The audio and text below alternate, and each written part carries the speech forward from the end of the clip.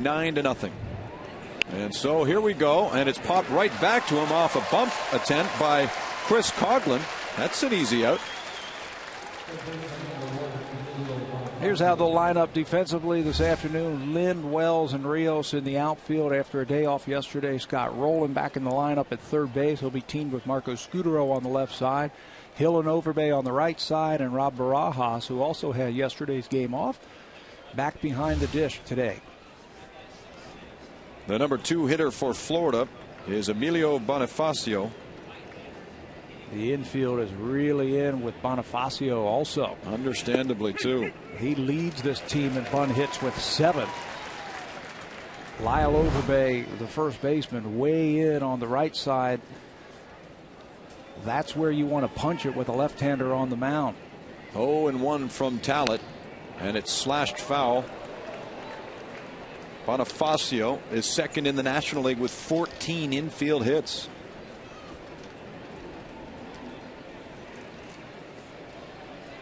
It should not surprise you, his first ever home run was of the inside the park variety.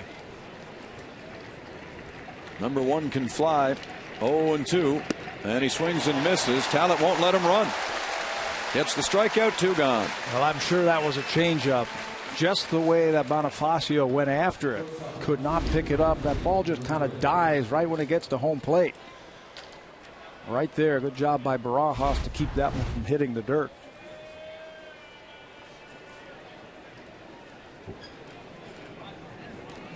So here's Hanley Ramirez then. A sweet swinging shortstop with the Florida Marlins.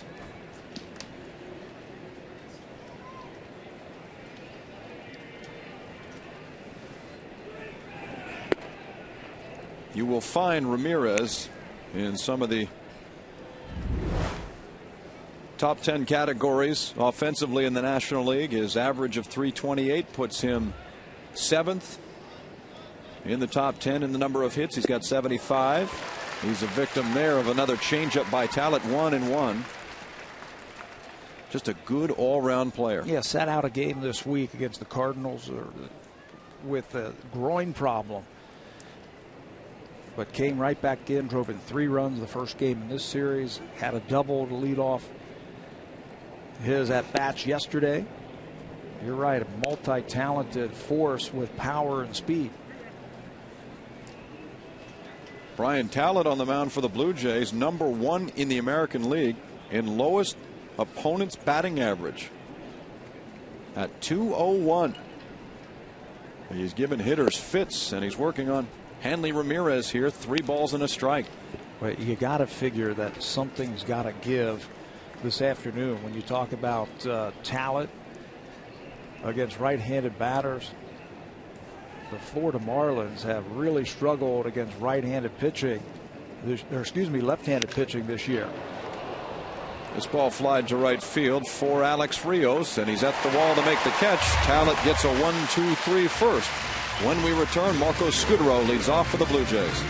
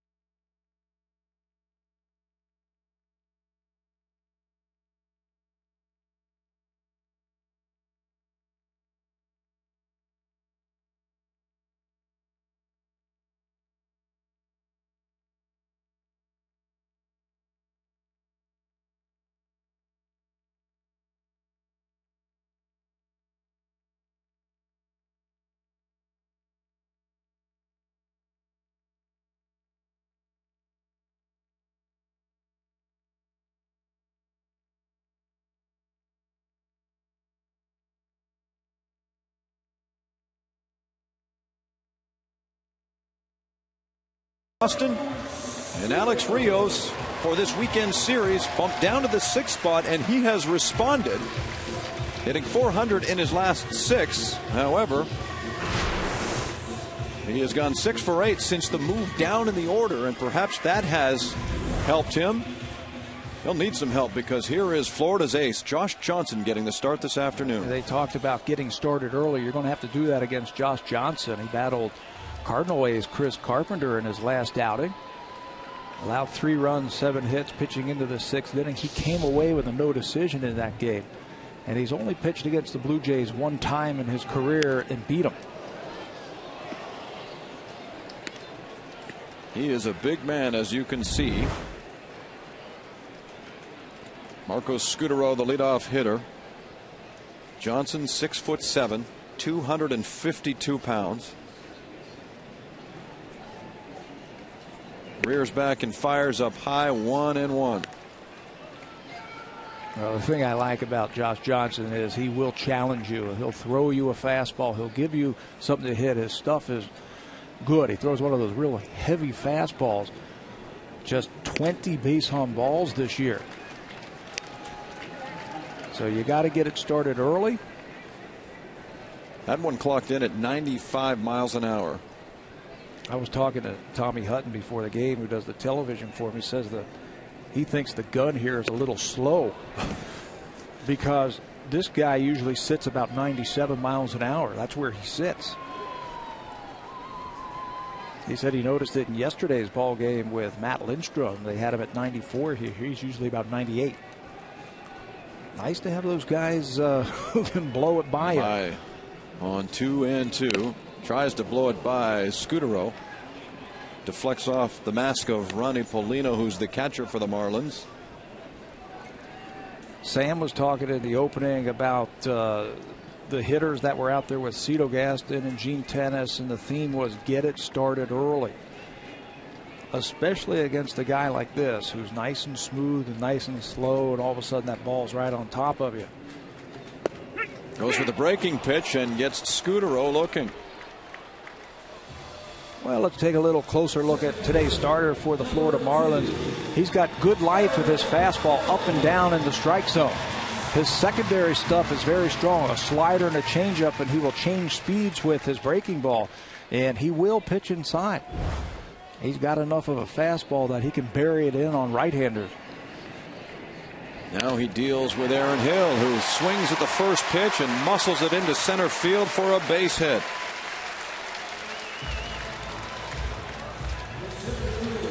Here's how they'll line up defensively behind Josh Johnson this afternoon. Chris Coughlin, Ross, and Brett Carroll gets the start in right field.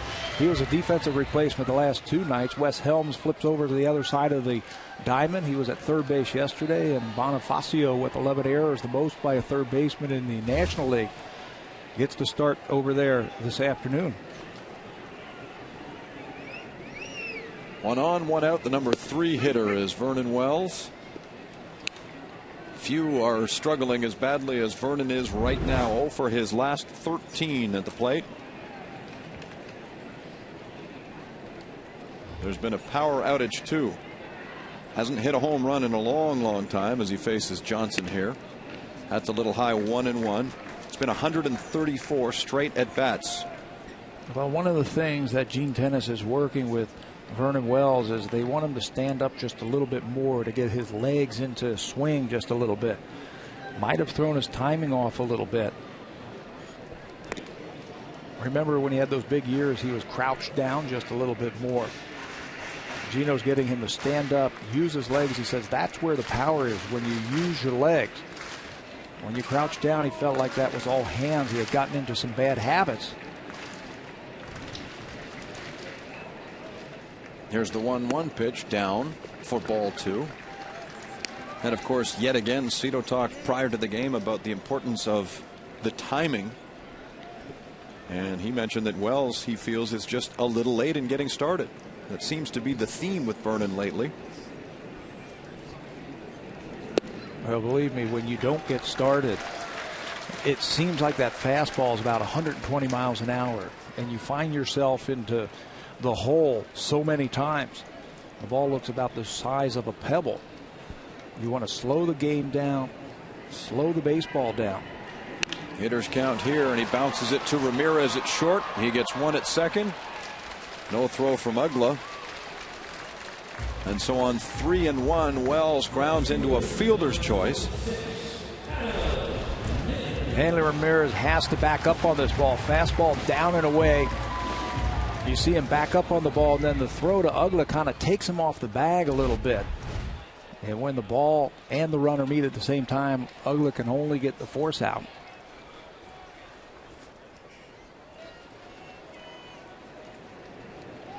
Vernon held on first for left-handed hitting Adam Lind. The left fielder is now hitting fourth in the lineup.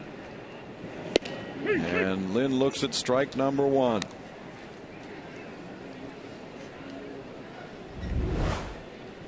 A .305 average for Lind. He's got 22 doubles. Tops in the American League.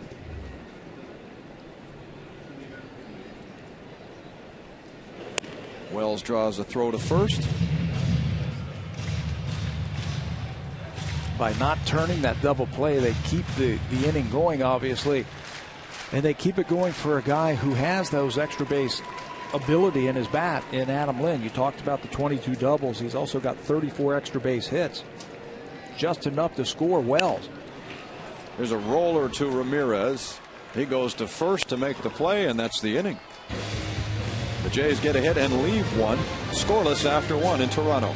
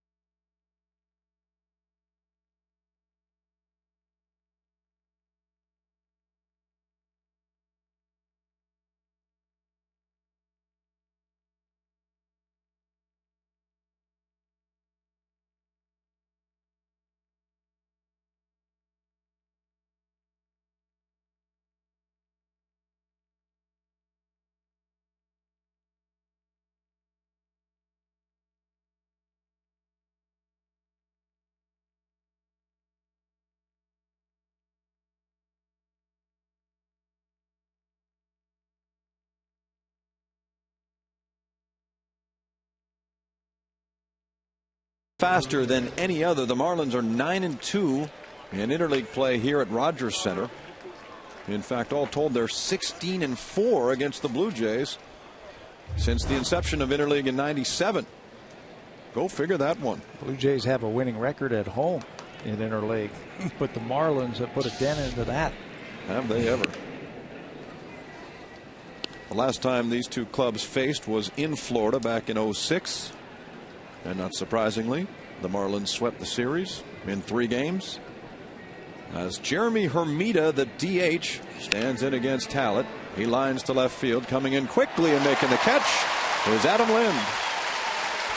You know, as an outfielder, when there's a ball hit on a line like that, you have to make a decision right now. Do I go hard and try and make the catch? Because if I don't, and it gets by me, it's 2, maybe 3 bases. Adam Lind made that decision right away, came in hard, and makes a good play, and you know his starting pitcher likes that.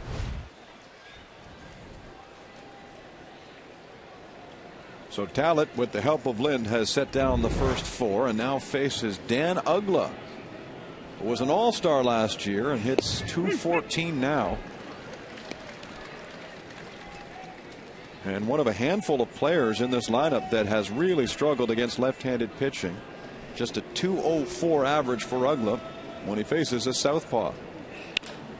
He punches that one to center, and you can toss away the statistics. He picks up a base hit with 1 out. Did you just jinx Brian Talent? I think I may have. You know what's interesting, though, Pat, is that for some reason, as much as this club doesn't hit well against left-handers, they're 14-7 against left-handed starters. Even with a batting average of about 250, 260 against lefties. That ball was muscled by Ugla. This is a team that has total double digits in hits 4 games in a row, have the Florida Marlins, hitting over 320 as a team. And they are averaging about 5.5 runs over their last 4 games. Well, Cody Ross has been a big part of it. He's the hitter now, the center fielder for the Marlins, who in this series has gone 4 for 8 with a couple of home runs, 3 for 4 in the game yesterday, and was heard to say afterward, quote, "This is a great place to hit." Hey, trade for him. Trade for him then if he feels good. He looks awfully comfortable driving the ball to right center field, to center, his home run right down the line yesterday. Chops that one just past Roland into left field. It's a fair ball. Ugla turns for third. And he does indeed love hitting at Rogers Center. Ross with a double. Now 5 for 9 on the series. Florida's in business here. And hits in 22 of his last 29 games. Another extra base hit. It looked like he was fooled a little bit because that ball was down and in, though. He was able to get the head of the bat out in front and just keep it fair down the left field line. Thought Adam Lind had maybe a shot at getting him at second base, where that ball ricocheted off the wall. But it goes as a 2-bagger. And the Marlins are in business with just 1 out. With first baseman Wes Helms stepping in.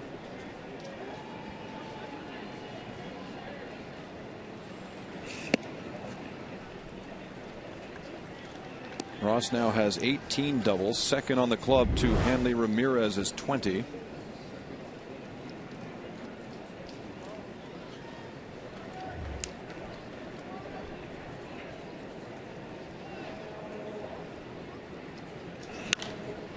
Helms pops this one up. And here's Rios. Ugla tags, the throw coming in. It's late, and the Marlins are on top 1-0.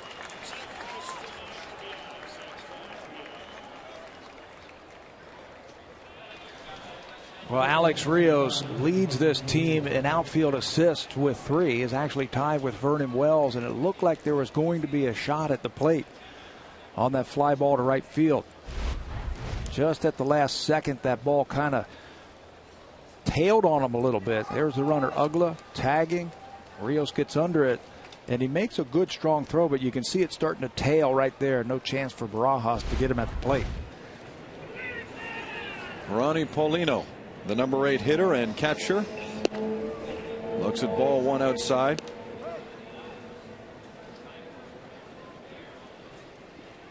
Funny, we were talking about Rios and his arm in the series against Kansas City here about a week ago. The fact that he always has that tail on his throw. As Talent deals the 1-0, it's in for a strike. Unlike Jesse Barfield, who was here during the reunion weekend. Barfield came straight over the top and had that real straight throw from right field. Straight, accurate, and throws it hard. Rios is a little bit more 3/4, and it tails a little bit more. Not a big problem for a catcher, really, you know, in trying to attempt to catch the ball.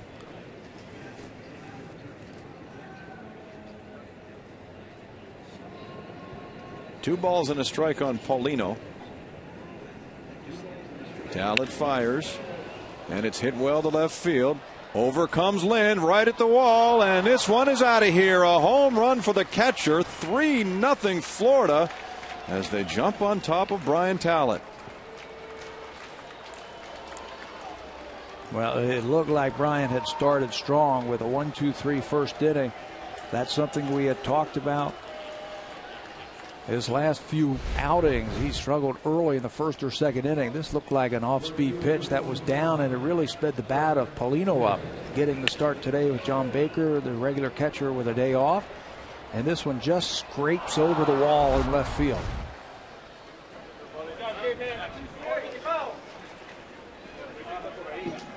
So Paulino's second home run of the year. puts Florida in front 3-0.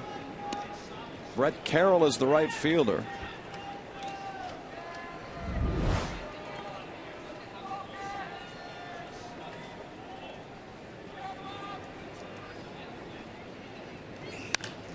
Yet again, the Blue Jays against the Marlins are going to have to play some catch-up baseball. They fell behind yesterday and got to within one. Fell behind first inning on Friday. And 3 games in a row now that they've jumped ahead and really taken the crowd out of the game this afternoon.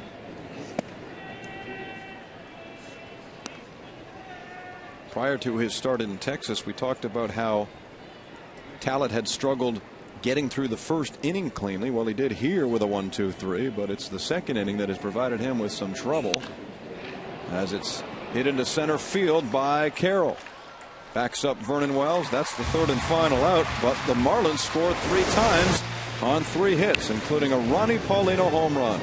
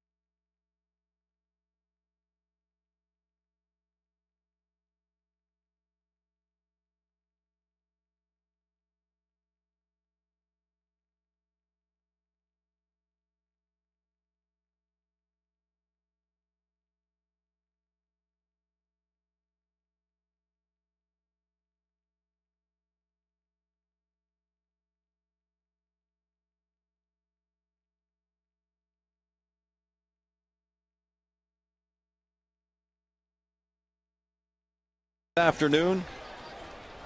Next promotion we can tell you about is the active Green and Ross Italian Day Cat giveaway on June 28th with the Phillies here. The Italian Day Cat given away to the first 10,000 fans. 3-0 for Florida. Most of the seats here aren't even warm, and already the Marlins are in the lead, so the Blue Jays will play catch up with Scott Rowland, Alex Rios, and Lyle Overbay coming up, the 5, 6, and 7 hitters.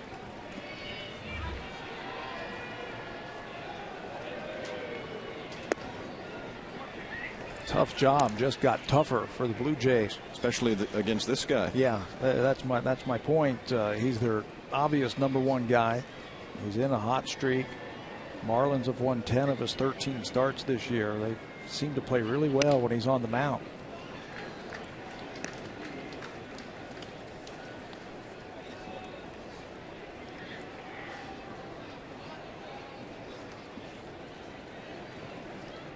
Two and 2 on Scott Rowland, and he lines to right field, and it drops in front of Carroll.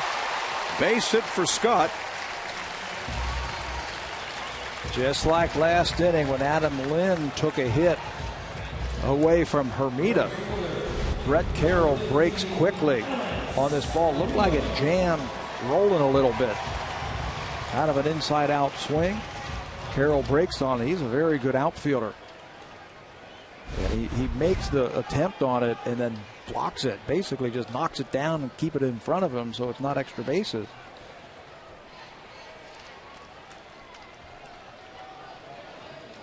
So the lead man is aboard for the Blue Jays. Alex Rios swings and misses and falls behind 0-1. Alex coming off a 4-for-4 afternoon yesterday. 6 for 8 in the series so far after being moved down to the 6th hole. And he pops it up. Paulino tosses the mask and puts away Rios. Wes Helms, the first baseman, had no idea where that ball went. Playing first, you see him telling Dan Ugla, I have no idea. Watch him. He comes off and the ball goes up and he looks right into the sun. He tries to shield himself and he goes, I don't have that one. That is a helpless, helpless feeling right there. You've been there before, eh? Yeah, I got hit right in the chest in left field with that in Oakland. Ball went up. Oakland is the worst sun field, I think, in all of baseball when you play a day game there. Fly ball out the left field, put my hands up, hit me right in the chest. Everybody laughed at me after the game. I had a big bruise there. Spectacular. Well, at least it wasn't my head. That's true. You might not be sitting with us right now. That's right.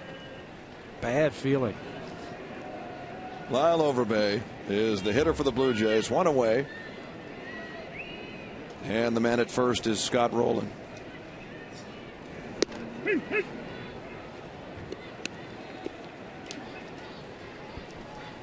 Good to see Lyle in the lineup yesterday against the left-hander and go deep against the left-hander. It's been a couple of years since he's hit a home run off of a left-hander. Shows me that he's keeping that front shoulder in there, and when he gets his pitch, he is really attacking it. Well, Lyle's been hitting consistently now for a good 2 or 3 weeks.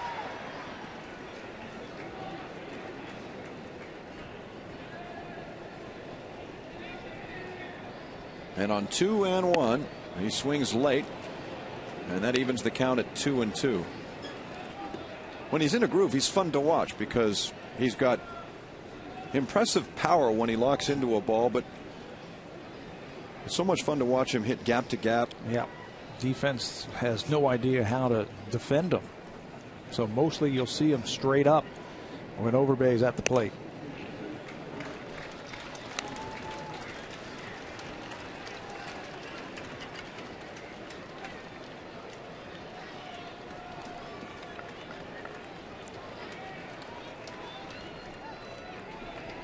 Really bunching him in the middle and pinching off the middle of the diamond. Ball 4 is low, so it's a walk to Overbay, first and second for the Blue Jays.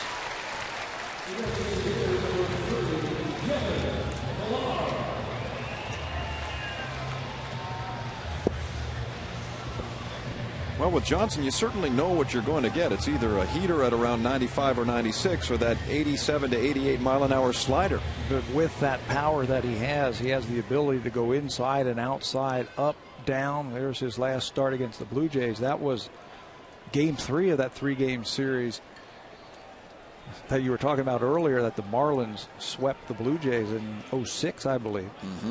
But he's got the ability to go in and out, up and down. And because he throws hard enough, if the Blue Jays chase that high fastball, they're not going to come up with any good luck. They got to make him get that ball down. A late swing by Kevin Millar, 0-1. Johnson ran that fastball in at 96.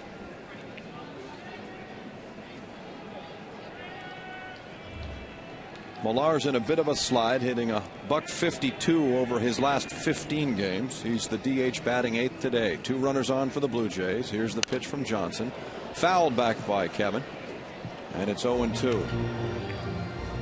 Rod Barajas on deck for the Blue Jays, who trail it 3-0. The Marlins counted 3 against Talent at the top of this inning.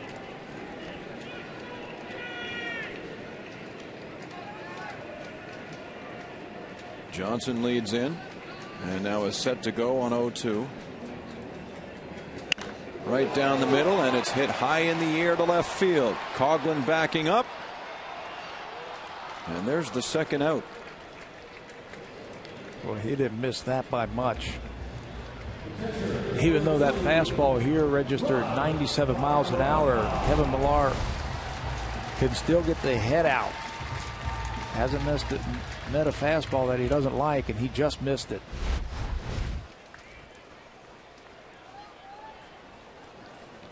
Josh Johnson throws hard, and he had Tommy John surgery 2 years ago.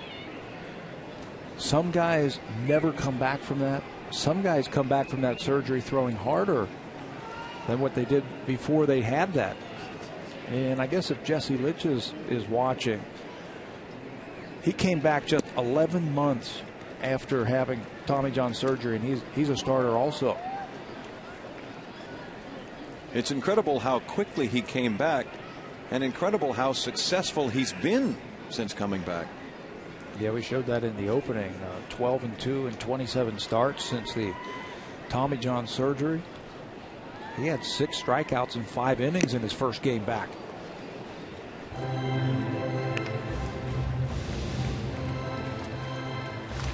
Just a single loss for Johnson this year. That came on the 19th of May against Arizona. He won opening day for the Marlins and then defeated the Mets in his next start, a complete game victory.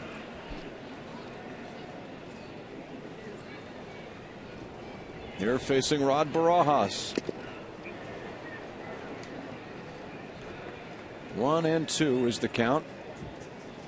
You've got Roland up at second and Lyle Overbay over at first. 2 gone, bottom of the second inning.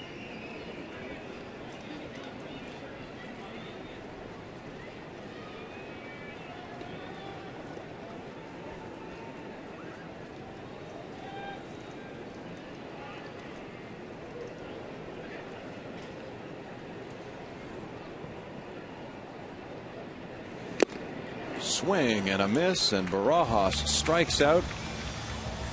98 miles an hour.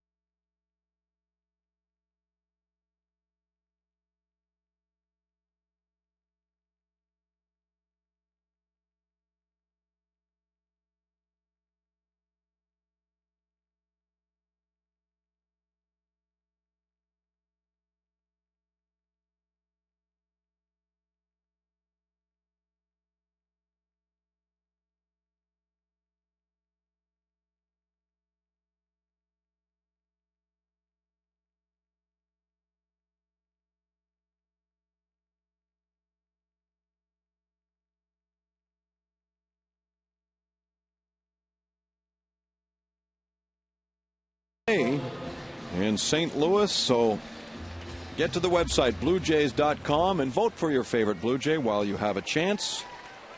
You are allowed a maximum of 25 votes per email address, so vote early and vote as often as you can. We would love to see some Blue Jay representation in the Midsummer Classic this year. The Jays at home to the Florida Marlins, trailing 3-0 on this very brief homestand. The Jays tonight will board a plane and head for Philadelphia, spend an off day there tomorrow, and then start a series Tuesday against the Phillies. Here's Florida's leadoff hitter, Chris Coghlan. What a series he has had so far. 4 hits the first night, a career high. On base a ton this series since moving into that leadoff spot, hitting up over 320 with an on-base percentage over 400.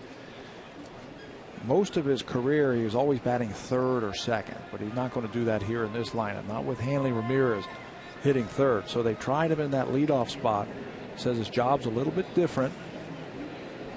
But now in that first inning, I feel comfortable going up there. My job is to see a lot of pitches and really set the tone for my offense that day. He said of all the hits he's had in his brief time in the major leagues, a bunt hit was the one he is most proud of, because it's something he'd never really done in the minor leagues. Never. He said he never started bunting until he got to the big leagues. And he's on base again.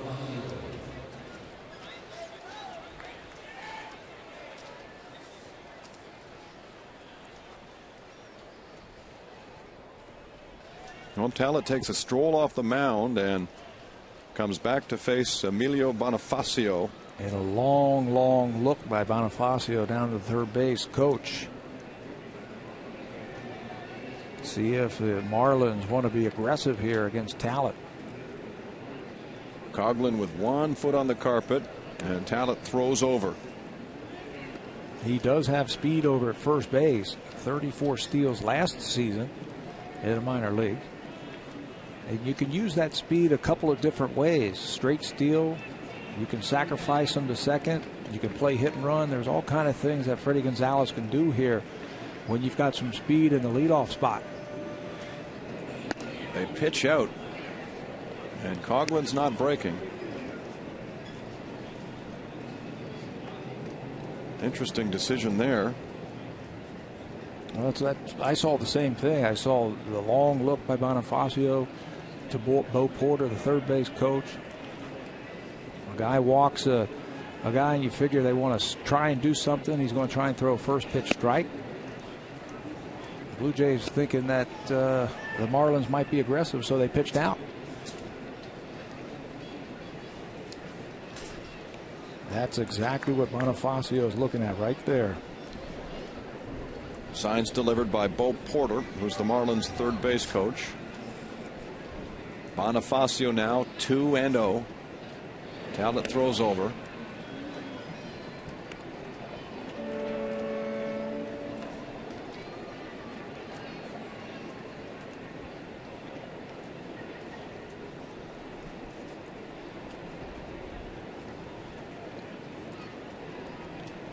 Barajas drops the signs, and a quick move to the plate for strike one.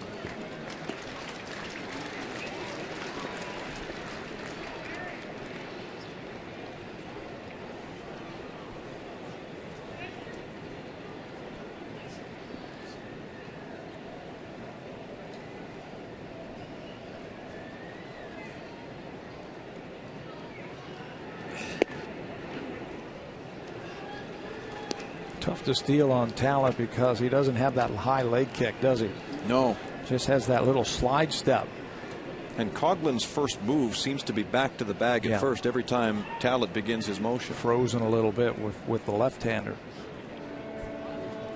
If you don't know a lefty's move and you want to try and steal, the first thing you do is just go on his first movement. Ryan's doing a good job of really varying his speeds to home plate.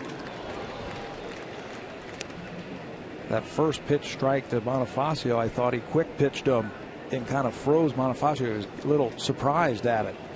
That time he held it just a little bit longer, really messing up the timing of both the batter and the base runner.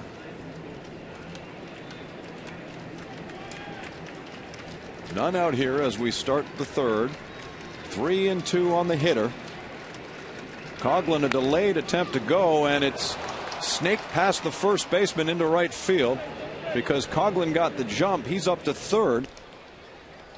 And so Bonifacio gets on with the single. Runners on the corners, nobody out. You can't draw it up any better than the way the Marlins just executed first and third. He waits until the ball goes home, and then a dribbler through the right side.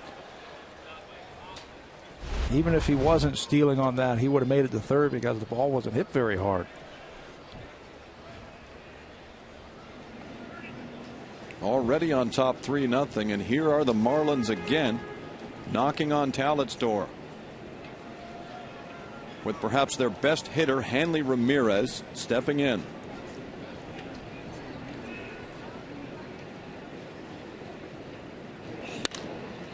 Base hit to right field. Ramirez knocks in Coughlin. It's now 4-0. RBI number 33 for Hanley Ramirez. Not wasting any time picking on that first pitch. And it looked like Brian tried to stay away from him. But a good hitter will just take that pitch and just punch it through the right side like he did. You see Lyle Overbay holding that runner on, so there's a big hole there.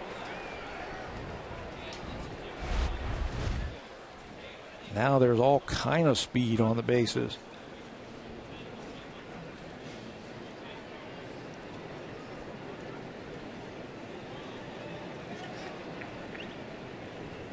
It brings back Jeremy Hermida, who lined out to left when he came up in the second. A walk and 2 singles for the Marlins here in the third. Still nobody out.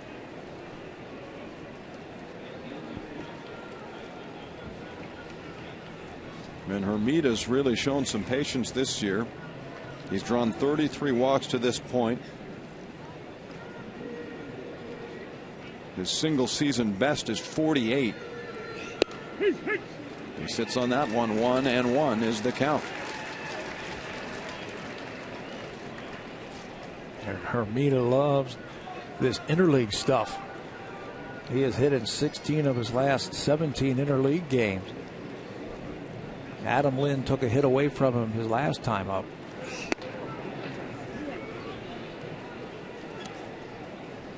Two and one.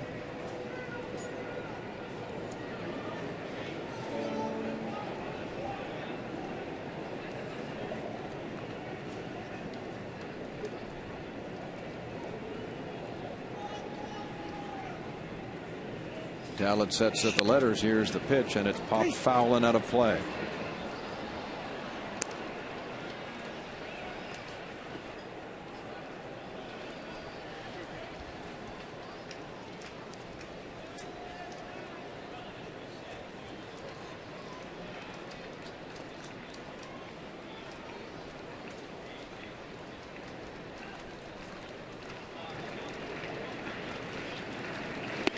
Swung on and missed. And down goes Hermida. In the game against the Texas Rangers in his last start, Brian Tallett was fastball changeup. That is a free swinging type of team, the Texas Rangers. A little bit different type of team here this afternoon.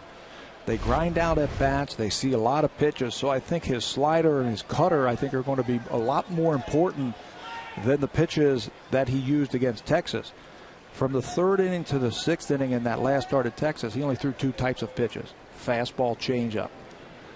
Basically took that cutter slider and just put it in his back drawer because he didn't need it. Texas was swinging at it. I don't think the Marlins are going to do that this afternoon, so he's got to throw like that last pitch, that good slider down and away to pick up the strikeout.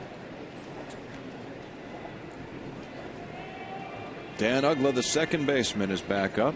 First and second, Florida. And the first pitch is up for ball 1.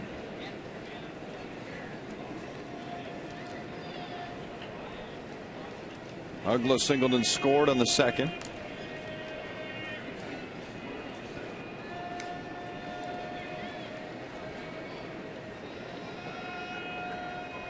Tallett checks the runner and comes in with a strike. So it's 1-1 on Uggla. Cody Ross, who's had a terrific series, is on deck.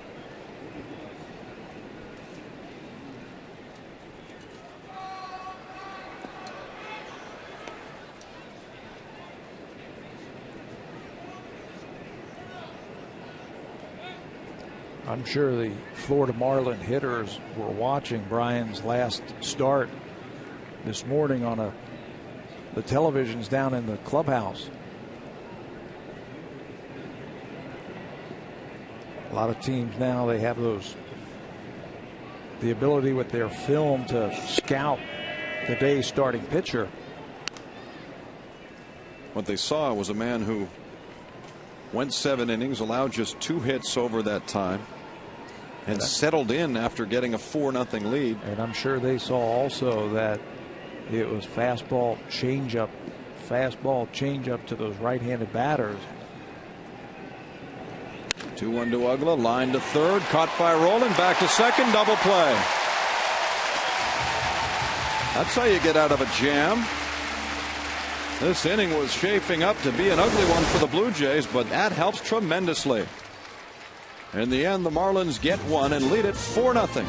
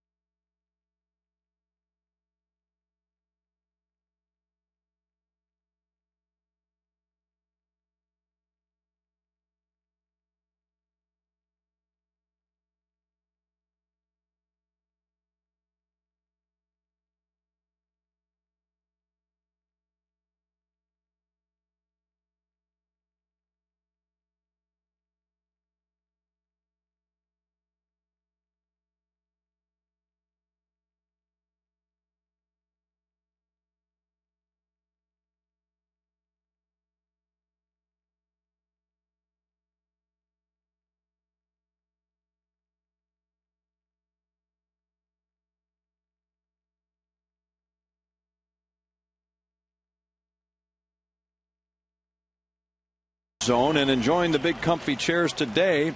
A family that won the opportunity to sit there during the big sleepover at center field last night. And if they didn't get enough sleep in center field last night, they'll certainly fall cozily into those chairs down in the TD Canada Trust Comfort Zone. It wasn't just in center field. They were from foul line to foul line. Oh, did you see this? Oh, yeah. You did. You know, it took them, I believe they said, like 2 hours to bring all the stuff in at the end of the game, all the sleeping bags and all the gear, because there were so many people here. What a great promotion. Oh, yeah. Yeah. The kids loved it. The parents loved it. I think there were speed gun machines. They had whole center field kind of roped off where you could toss with your kids and play a little bit of a game. I'm not sure it's the kind of thing they could pull off in Florida at the stadium down there. They'd probably get rained on. Unless you have tents that float. Josh Johnson and the Marlins on top 4-0 here, bottom of 3. Marco Scutaro is the Blue Jays leadoff man. The ace pitching with the lead, and it's grounded to short. An easy play for Ramirez. He throws out Scutaro, and we bring in Sam Cosentino. Well, Jamie, just an update shortly here. After the draft, the Toronto Blue Jays have signed 20 players, beginning with 7th round pick Egan Smith. Now, there are a few obviously still to get done, including the 2 Canadians that were selected early in the draft, Iliopoulos and Paxton. But what normally happens is that scouting director John Lalonde is able to get most of the players signed, and then some of the heavier negotiations, which would probably involve those 2 players, would be handled by either Alex Anthopoulos or JP Ricciardi. So Blue Jays working quickly to get their players in the system right away here shortly after the draft. Any idea where some of those guys are going, Sam? Have you heard? You know, Pat, not to this point as where they'll be designated to. You know, they'll have short season A ball. I think extended is finished now, and so they'll try and get them into Auburn and the lower levels of A ball for sure. And I think some of the higher draft picks, those are the guys you might see start in the higher levels. And one of those players that was signed is Jonathan Fernandez, who just happens to be the son of Tony Fernandez. And here's hoping the Blue Jays can come to terms with their top picks in the draft. Popped up by Hill. Johnson comes in and puts him away. 2 out in the 3rd.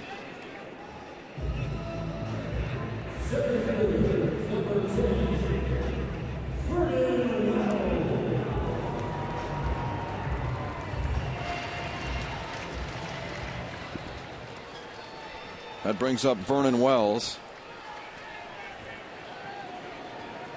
You know, the Jays took a step in a very positive direction, drafting James Paxton with their second choice, Jake Eliopoulos with their third, and look at Dan Uggla, who's got to fire quickly to get Vernon Wells at first, and does. Had trouble getting it out of the glove, but he makes a sterling play, taking a base hit away from Wells. When it rains, it pours, but a good sign. Vernon hit that ball hard.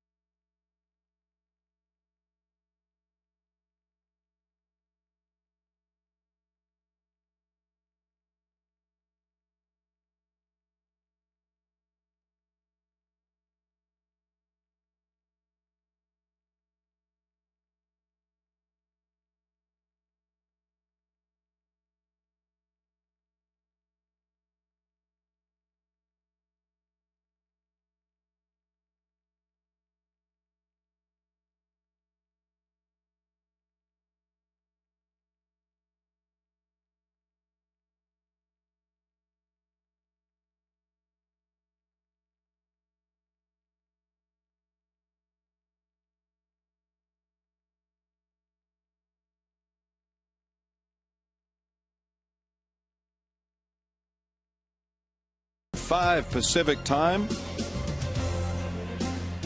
The Cardinals are right at the top of the National League Central, a half game back of first place Milwaukee. Cleveland's had a tough year, sitting last in the American League Central. Brian Tallett's old team, in fact, and Tallett finds himself in a 4-0 hole here. As we start the fourth inning, it's the Blue Jays and Marlins today on Rogers Sportsnet. Jamie Campbell is with Pat Tabler and Sam Cosentino. He gets a swing from Cody Ross, the center fielder. Ross doubled and scored in the second inning. Florida scoring 3 times then. Capped off by Ronnie Paulino's 2-run home run. And they had one more in their half of the third.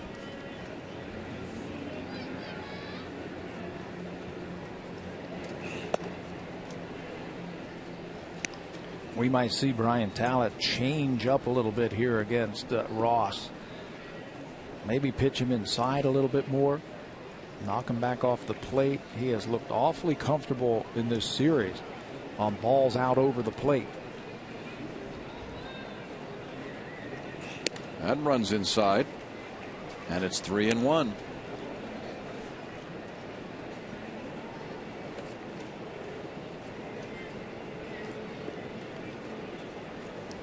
Ross has 5 hits in the series. 2 of them home runs. 3-1 pitch is lined to left field. He's at it again. He's not going to want to leave Toronto. No. Looking awfully comfortable. That time he got himself into a good hitter's count. The grand slam came off an 0-2 pitch. That time he took a couple balls off the plate and got what he wanted over the middle and hit it hard. Hard enough that Adam Lynn has to back up and play it on a bounce.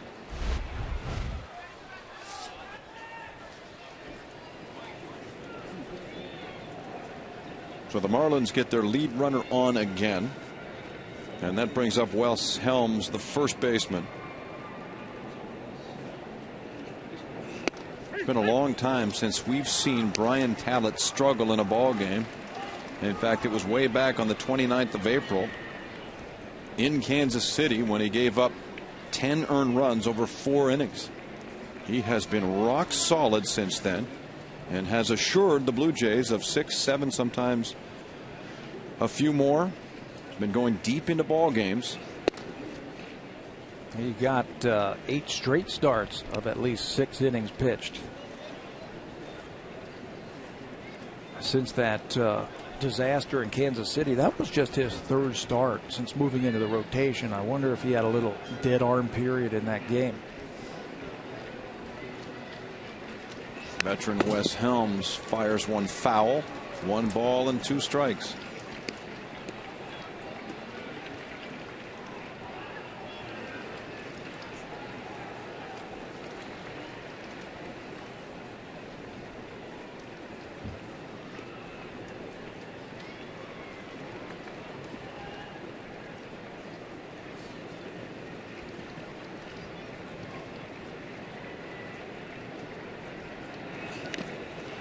There's a swing. And Barajas tries to sell it on Randy Marsh. He sold me. I thought he caught it.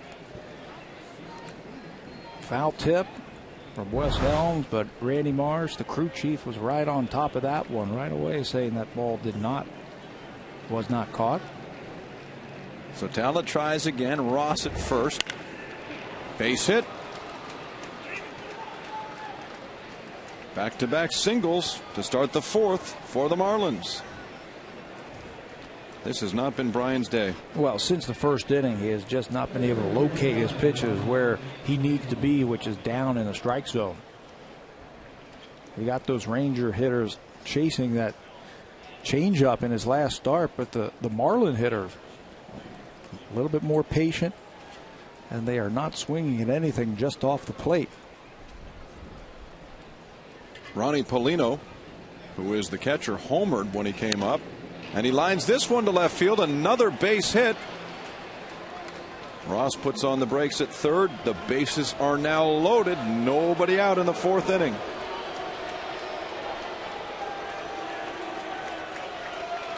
The first couple of games, it seemed like everything that Florida hit was falling in there. Not so today. Everything they are swinging at, they're hitting hard as Dirk Hayhurst gets up and starts to get loose.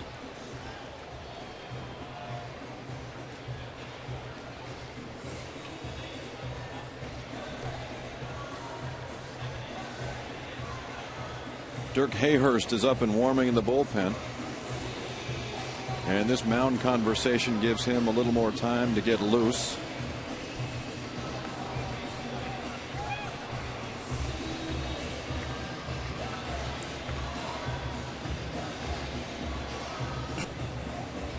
The coaching staff here just raves about Brian Talent's demeanor, his professionalism, his ability to take constructive criticism, listen and learn.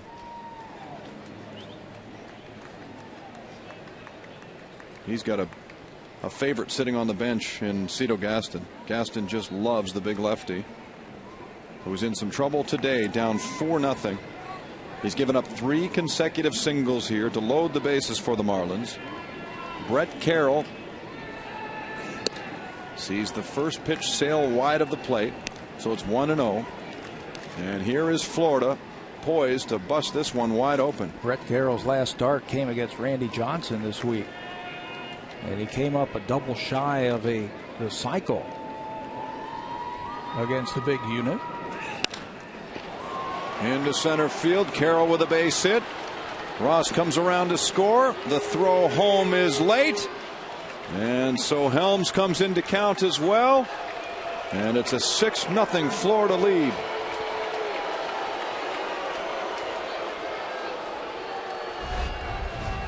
Watch where this ball is. Rob Barajas wants it down and in, and it just stays over the middle of the plate, and the Marlin hitters are not missing it. 4th straight single to start the 4th inning. 2 more runs come across. It's now 6-0. Nothing you can do when you can't throw the ball where you want to.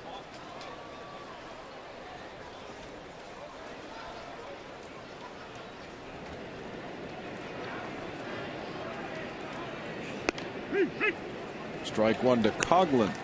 So the Marlins with 6 runs now on 9 hits. I thought we were told this team couldn't hit left-handed pitching.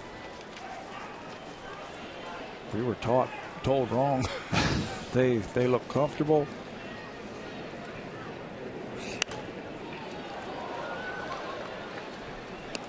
They've had their problem against left-handed starters this year, but not this afternoon.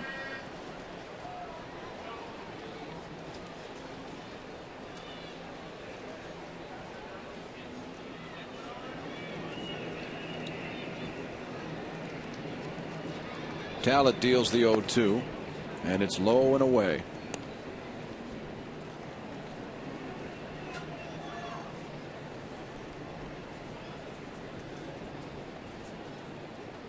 Paulino's at second, Carroll at first after the 2 RBI single.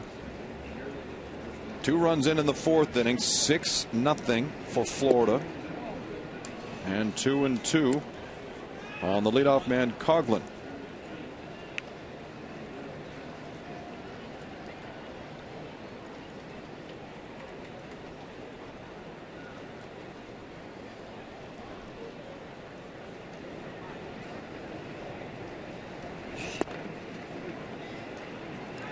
They just stay right off of it. He had him 0-2.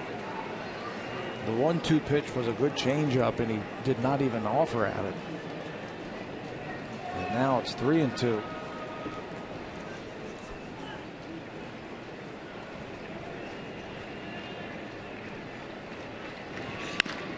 Slapped on the ground, gloved by Hill. He's got one play, and he turns and fires to first. Coughlin is erased 4-3. Both runners advance, though. 2 in scoring position for Emilio Bonifacio. You know, you got to figure that Cito's trying to get more innings out of Brian Talent here. He's had to go to his bullpen 2 straight days early in the game. And you run the risk of wearing out that bullpen when your starter can only get you into the 4th inning. Halladay left in the 4th. Casey threw 3 innings yesterday. And now Brian Talent has struggled here in the 4th.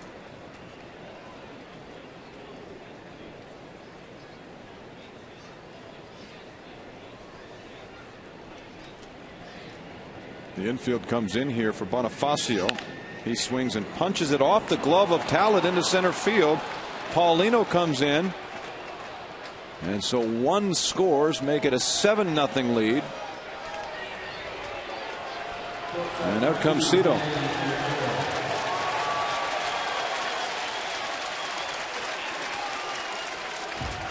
For the 3rd straight day, it's a short stay for a Blue Jay starting pitcher. Yeah, it just wasn't Brian Talent's day this afternoon. His shortest outing of the season. Everything was finding a hole. He'll take a seat, and Dirk Hayhurst will be the new pitcher.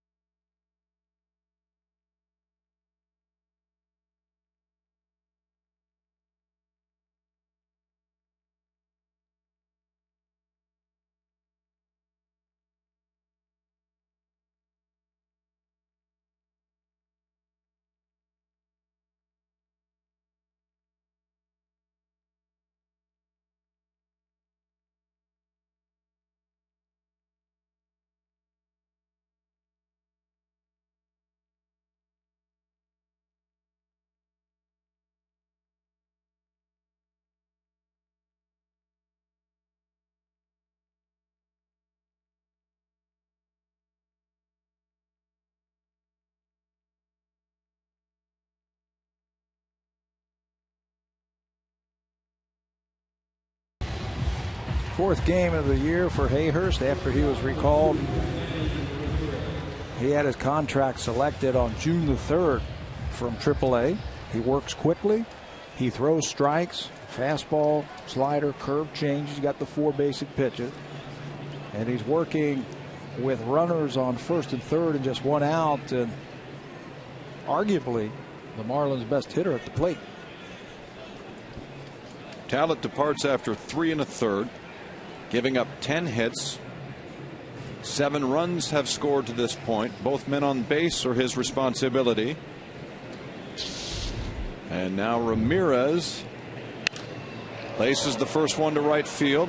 There is Rios. Runner tags from 3rd, and Carroll comes home. It's now 8-0.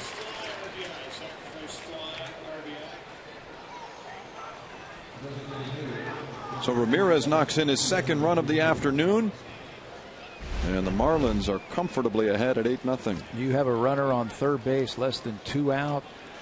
A new pitcher into the ball game. You know he wants to get ahead of you. Strike 1. The ball was hit the right field for RBI number 34 on the year for Hanley Ramirez.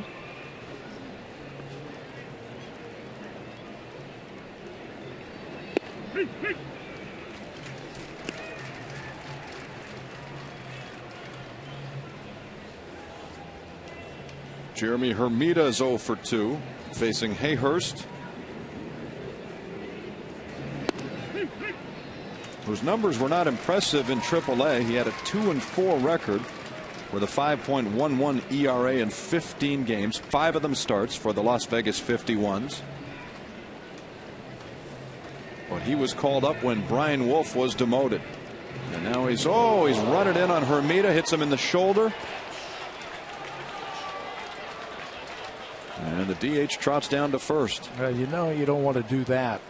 0-2, just trying to back him off the plate, move him off there to open something else up. But it gets away from him, hits him in the right shoulder, and the inning continues.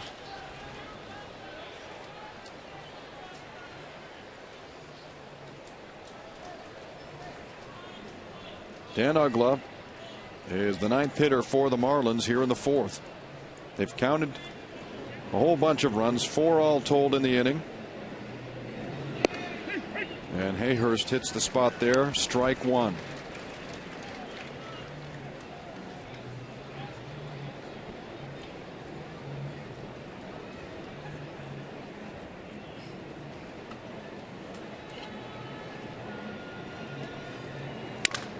Gets under the breaking ball, breaks his bat and flies out to left field. That ends things for the Marlins in the 4th, but they bring everybody to the plate, score 4 times, and lead 8-0.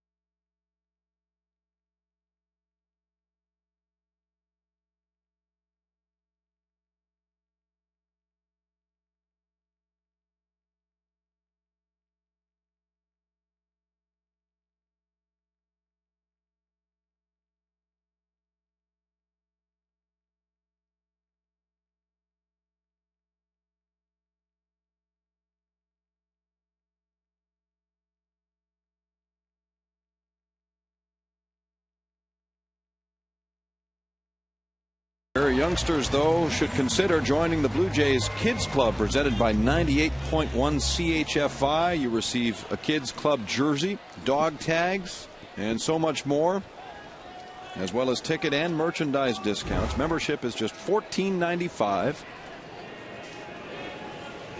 And a really cool jersey comes in the mail, so think about that.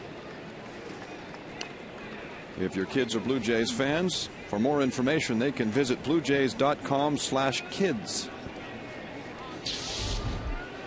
The Florida Marlins kitty corps is looking awfully sharp today against the Blue Jays, up 8-0.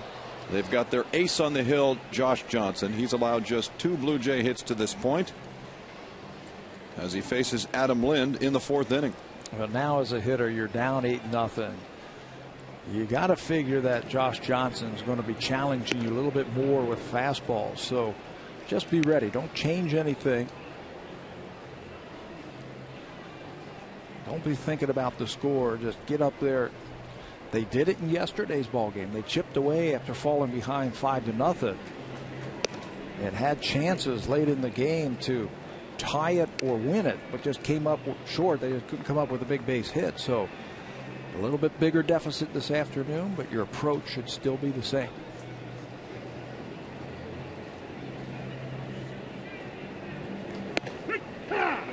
Lynn strikes out.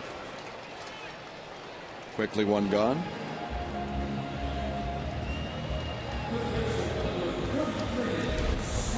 And you can dot that outside part of the plate with a fastball. As a hitter, your timing's messed up. If you're looking for something off speed, a guy who throws that hard, you only have a split second to pull the trigger.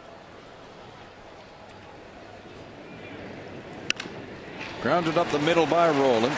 Base hit number 3 for the Blue Jays. Number 2 on the day for Roland. He's 2 for 2. See, he knows that Josh Johnson wants to get ahead quickly. So he's sitting all over a fastball, and instead of trying to overpower it, he just uses his hands and a nice short swing. Hits it right back where it came from for a second hit.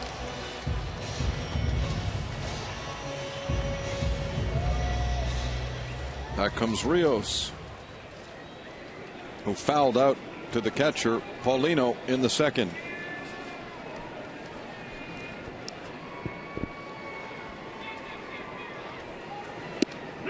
Strike 1.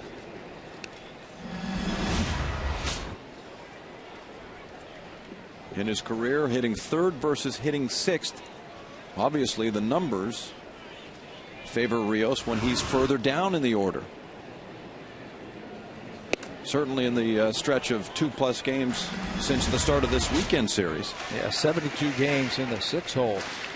Sometimes when you move around in the lineup and you kind of look at the game from a different angle, you just, things change, and all of a sudden your mindset changes when you step into that batter's box. You don't hit in the 1st inning. You get to play. You get to watch your guys hit. You get to watch the pitcher for an inning. And then you come up in the 2nd inning and you're already in the flow of the game.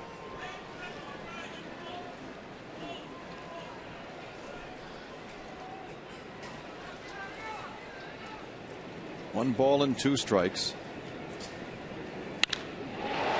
Hit well to left field. Backing up Coughlin, and she is gone. A home run.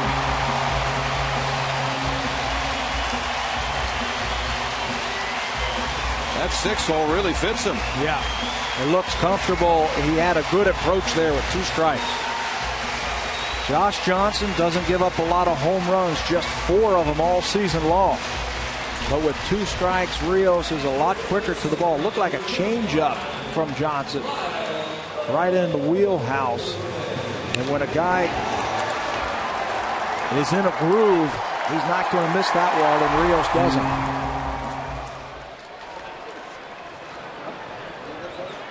Alex hits his 9th home run of the season. He now has 31 RBIs. And the Blue Jays get a couple back. 8-2 is the score as Lyle Overbay sits on a 1-0 count.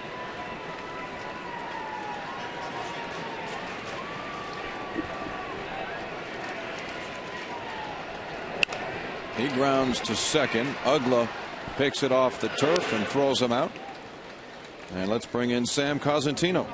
Well, Jamie, Lyle Overbay, one of just a couple of left-handed bats in the Blue Jays lineup. David DeLucci was signed to a minor league deal, passed his entrance physical yesterday, and should be in the lineup for Las Vegas today. Be very interesting to see that after he gets a few games under his belt, what the Blue Jays do. But I know Cito Gaston is pretty intent on getting another left-handed bat into the lineup. And a veteran hitter like DeLucci with lots of playoff experience, he'd be good for the clubhouse. Yeah, I think so. I mean, he's always worn out the Blue Jays. You look at some of his stats, it's nice to know you have him down there. I'm sure they'll have him down there and get his timing down, get a few at bats, and then if they decide he can help this ball club, they'll bring him up.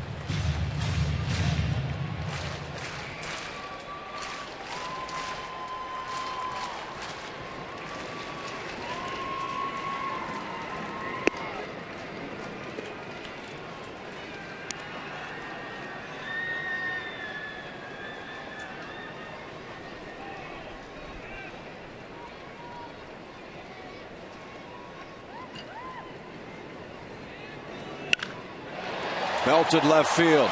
Well hit. Coughlin's there at the wall, and this one's out of here too.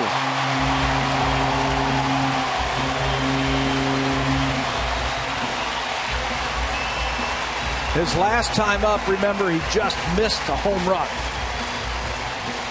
Sent Coughlin deep to left field, hauled it in for the out.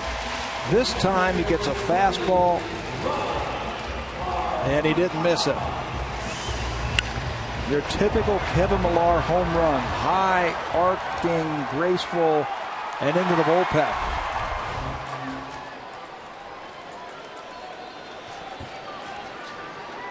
So here are the Blue Jays with some long balls here in the fourth. A two-run shot by Rios. Now the solo effort by Millar. And they seem intent on making this interesting. The lead for Florida is down to 5. Here's a squibber over to first. Helms has lots of time, and he puts it away. So that ends the fourth, an inning in which the Blue Jays score 3.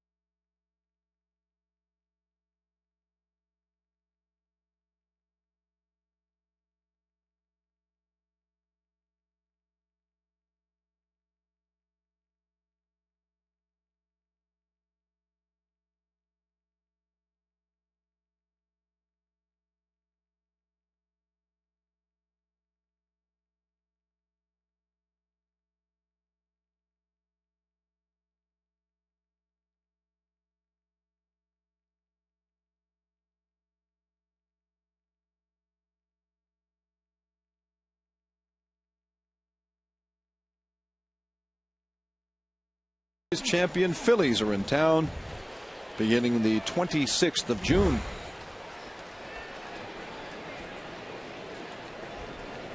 Here it's Dirk Hayhurst in relief of Brian Talent.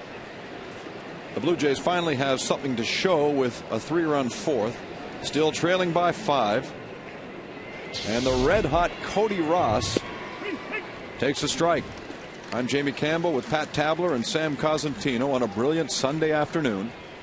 Toronto comes into this one having lost 3 straight games. They were shut out 1-0 by the Texas Rangers in the final game of the series down in Arlington and have lost the first two in this one. Ross has had a lot to say about it, having a wonderful series. Hayhurst with the pitch upstairs, 2-1.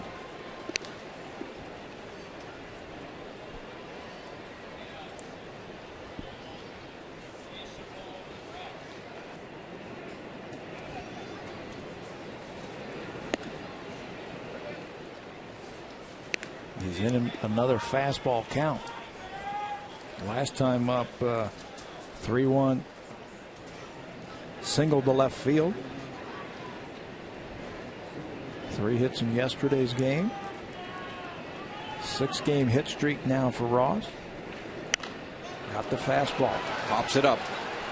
And the ball is drifting behind home plate. And one row too deep for Barajas.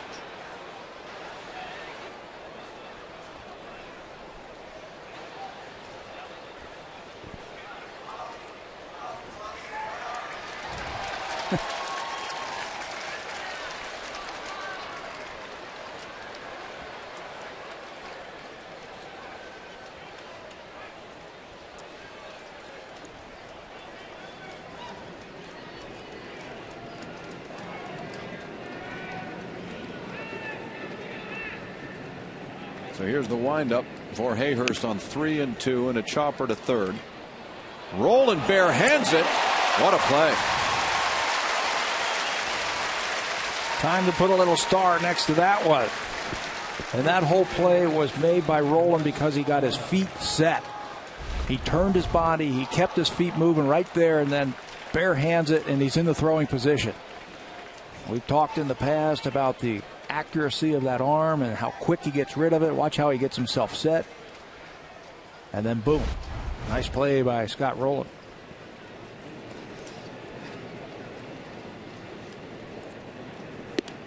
Strike one to Wes Helms.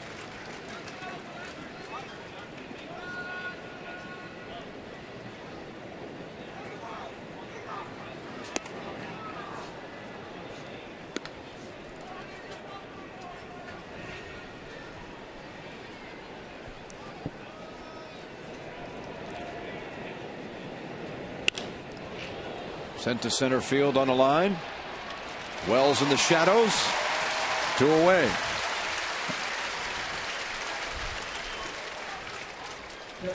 On the Road is brought to you by Hampton Hotels. At Hampton, we love having you here. And beginning Tuesday, the Blue Jays play 3 times in Philly. And then a Friday, Saturday, Sunday series in Washington at the new ballpark there. We'll have all 6 of those games on Rogers Sportsnet. July 3rd, the first venture to new Yankee Stadium. Scene of a home run or two, from what I've been told. Just a couple. And it's 4-day games also. Yes. Right when it's heating up. So the July 4th weekend. That'll be a lot of fun. Doesn't get any easier. Games in Philly, in New York, in Tampa. Tampa's starting to play a lot better. Washington's another story. Yeah, they've had a tough year, but the future looks bright. Ryan Zimmerman's locked into a long-term contract. They had the first pick in the draft, and who knows if they'll be able to sign Steven Strasburg. It's going to cost him a whole lot of money. Is he ever? Rolled down to third base. At the line is Roland. Right on the money at first. And Hayhurst picks up a 1-2-3 fifth inning.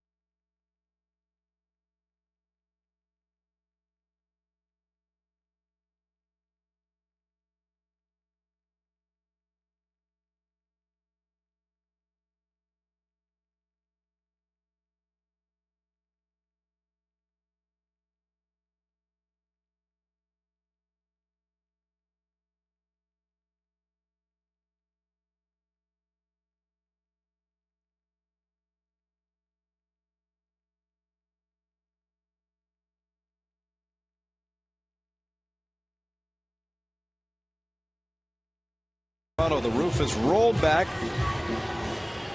Sunny and cool. It's not that hot. It's just a spectacular afternoon.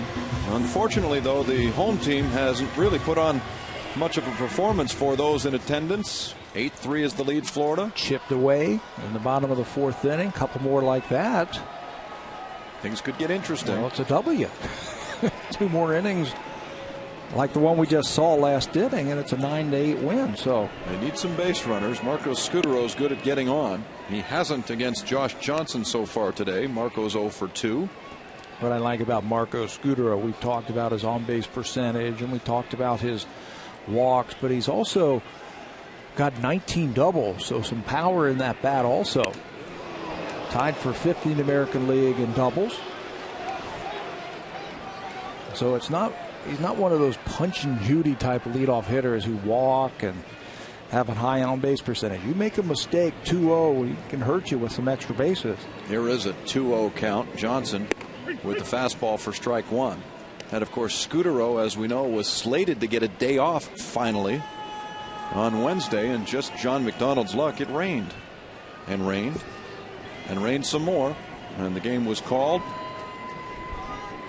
He got his off day. He got his off day, but John McDonald was supposed to get an on day, if you will, and he'll have to wait.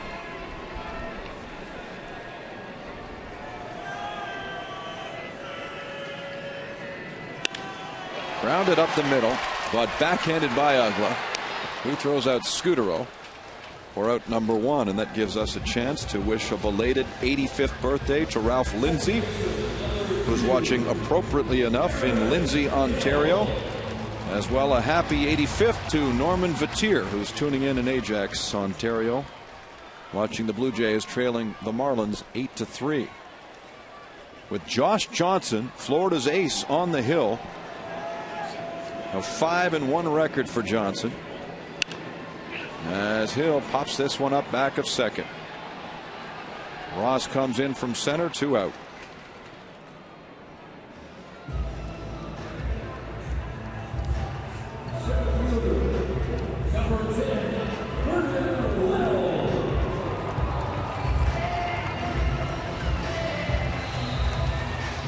Vernon Wells now, who to this point is 0 for his last 15.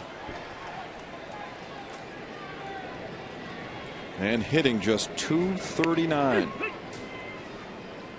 We saw a good sign in his last at bat that he hit a ball hard. Finally squared one up. Hit a ball hard up the middle, but a great play by Ugla took away a hit. Lines this one to center field. Ross on the run, and he almost overran it. Comes down with it for a 1-2-3 5th inning. After 5, 8-3 Florida. You're watching Blue Jays baseball on Rogers Sportsnet.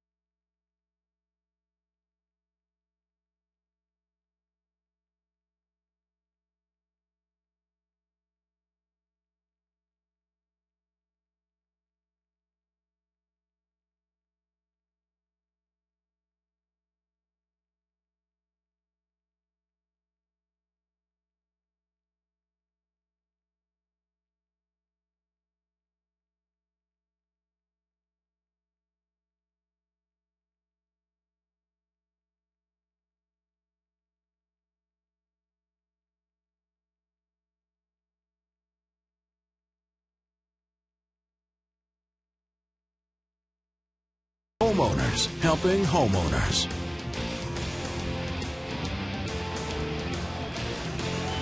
Welcome back to downtown Toronto. 5 innings complete, and the Marlins lead the Blue Jays 8-3. 10 hits for Florida, 5 for Toronto. Scudero throws out the batter Brett Carroll. So Carroll is 1 for 3. As Dirk Hayhurst on in relief of Brian Tallett, who went only 3 1/3 this afternoon. 5 in a row set down now by Dirk Hayhurst. I like him. He works quickly. He throws strikes. Make these Florida Marlin batters get up there and start swinging.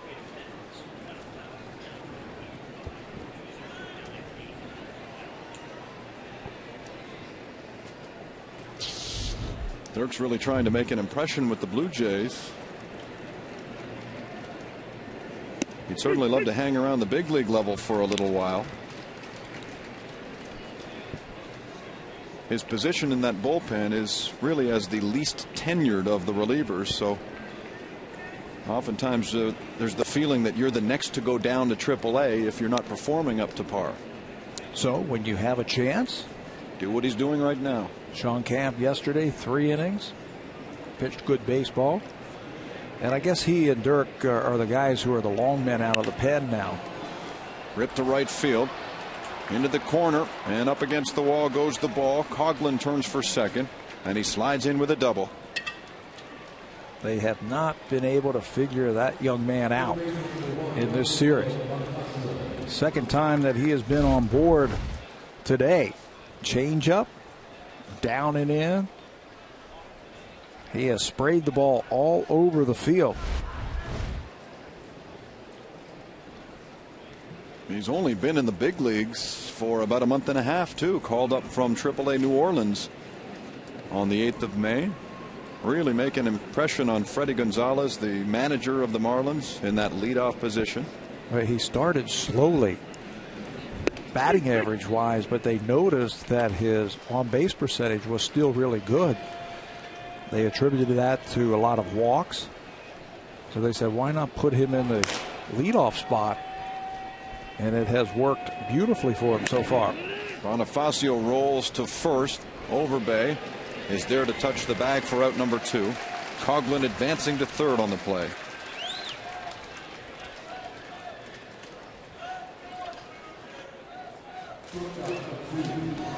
So Hanley Ramirez comes back up.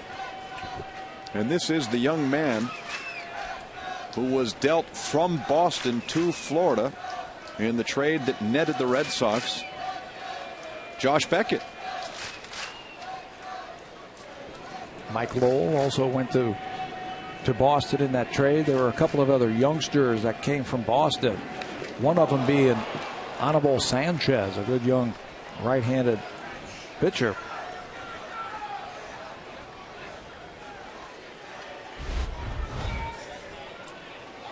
Trying to crowd Hanley Ramirez, and it got him right on that left elbow.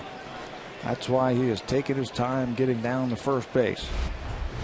Your whole left side can go numb when you get hit in the elbow like that.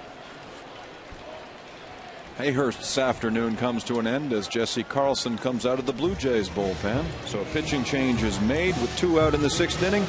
We'll return on Rogers Sportsnet.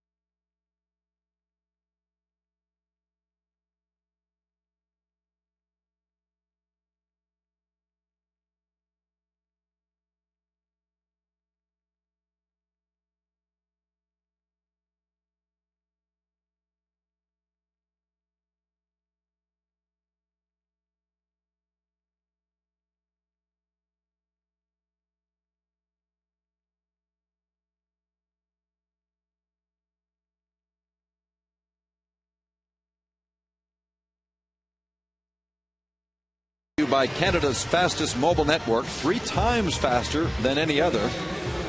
We've been talking about Hanley Ramirez, who leads the National League in hits since 2006, 650 of them. 651 if he just got hit. Oh, no, that wasn't that kind of hit. That's right. On to the game is Jesse Carlson. It's been rough sledding for Jesse over the last few appearances. 14 earned runs over his last 12 innings.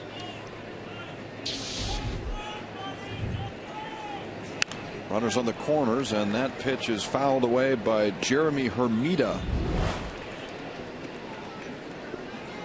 Carlson last year was the surprise of the pen. Came in tough situations, got out tough left-handed hitters. The numbers aren't exactly where Jesse would like right about now, as Ramirez steals second untested. What the Blue Jays are trying to get from Jesse Carlson is to get that slider biting again.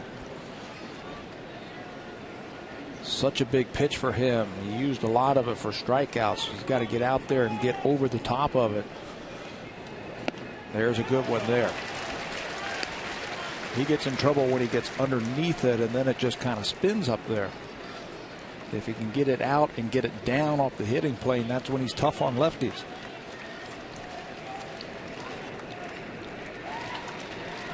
One and two. Hermida pops it up. Over comes Roland in the coach's box.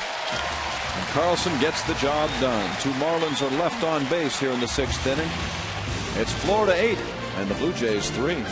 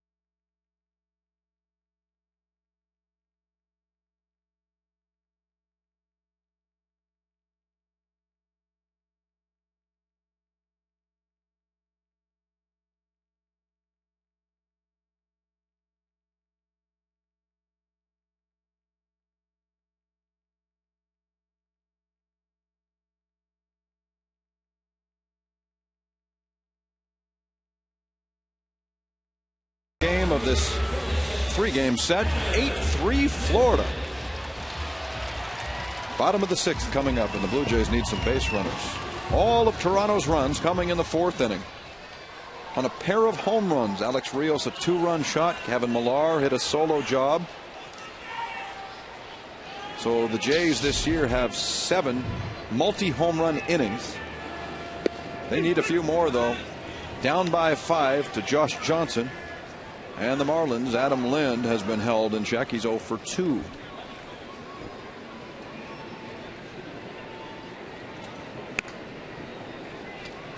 Johnson was taken by the Marlins in the 4th round of the 2002 draft out of Jenks High School in Jenks, Oklahoma. And it didn't take him long to get to the big leagues. All fouled off. First appeared with the Marlins in 2005. So just 3 baseball seasons later. This team has no problem taking a flyer on high school pitchers. Johnson came out of a high school as he deals the 1-2. A 1-hopper to Helms at first. Yesterday's starter, Sean West, was drafted right out of high school, and Chris Volstad, who was their first pick in the '05 draft, who the Blue Jays will not see in this series, obviously, also taken right out of high school. You talk about the risk associated with high school pitchers, but there's a reward if they are as talented as they seem to be, if they can make it work at the major league level. You can get them into your system.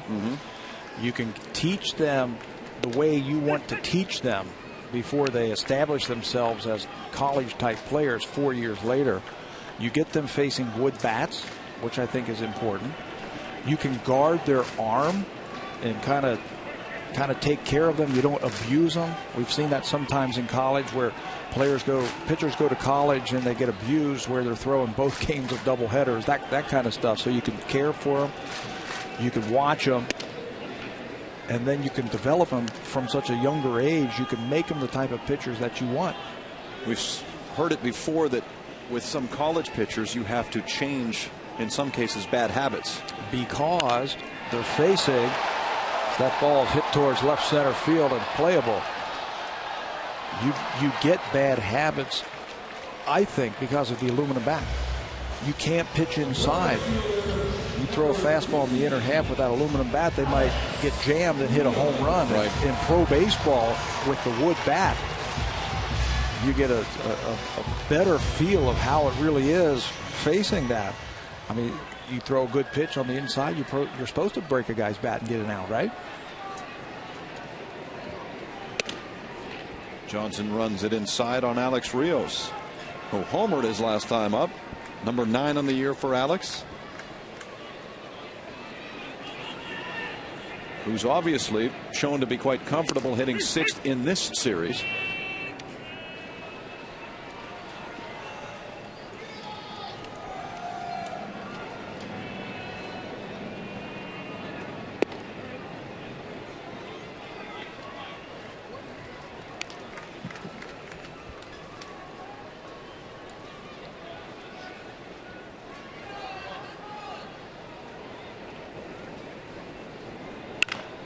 Grounds to third, picked up by the third baseman Bonifacio, and out goes Alex. 1, 2, 3 go the Blue Jays. After 6 innings today in Toronto, it's the Marlins 8 and the Jays 3.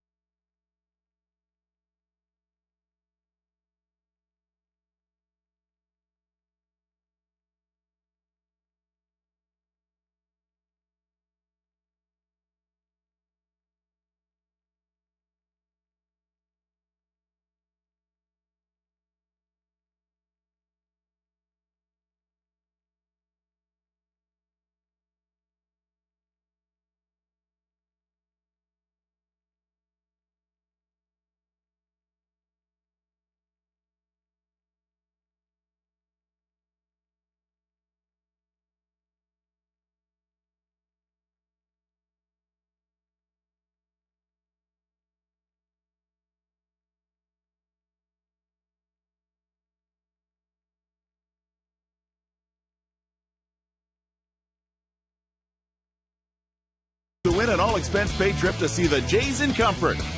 TD Canada Trust, putting you in the comfort zone.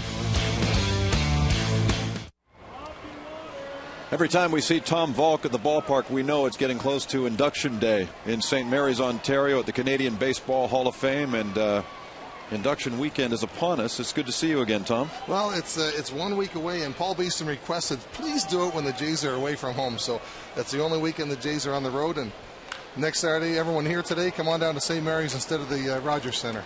Well, tell us a little bit about the candidates for induction weekend coming up next weekend. First of all, St. Mary's is an absolute spectacular place for the Hall of Fame, and if you haven't been there, make sure you make a point of getting there if you can, if you're within driving distance. But we know a little bit about Larry Walker and Ernie Witt, obviously. Tell us about the other two that are going to be inducted. Well, I'm glad you asked, because everyone knows why Walker and Witt, and I'm not downplaying anything they did, but everyone likes to talk about them. But Bernie Suya, he's a grassroots guy from Windsor, Ontario, who's been in the game 40-plus years. And without these kinds of people, the Justin Morneaus and Jason Bays and Larry Walkers don't emerge.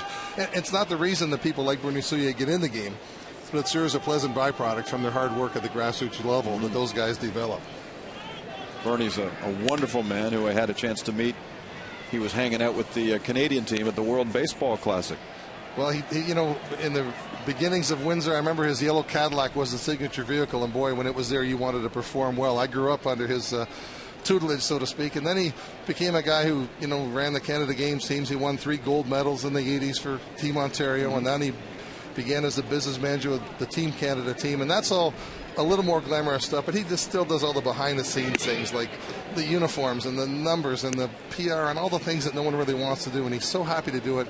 And this is the only day the spotlight's going to shine on him, so I'm really pleased about that. Tom, what's the process of how a person gets voted into the Hall of Fame?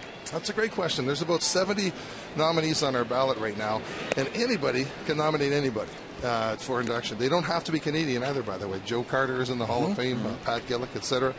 And as long as they've contributed to the development of baseball in Canada. So that's why it's a nice balance this year. We've got a Canadian player, Larry Walker, a Canadian player from 100 years ago, Doc Miller, that was simply an oversight. He deserves to be in the Hall.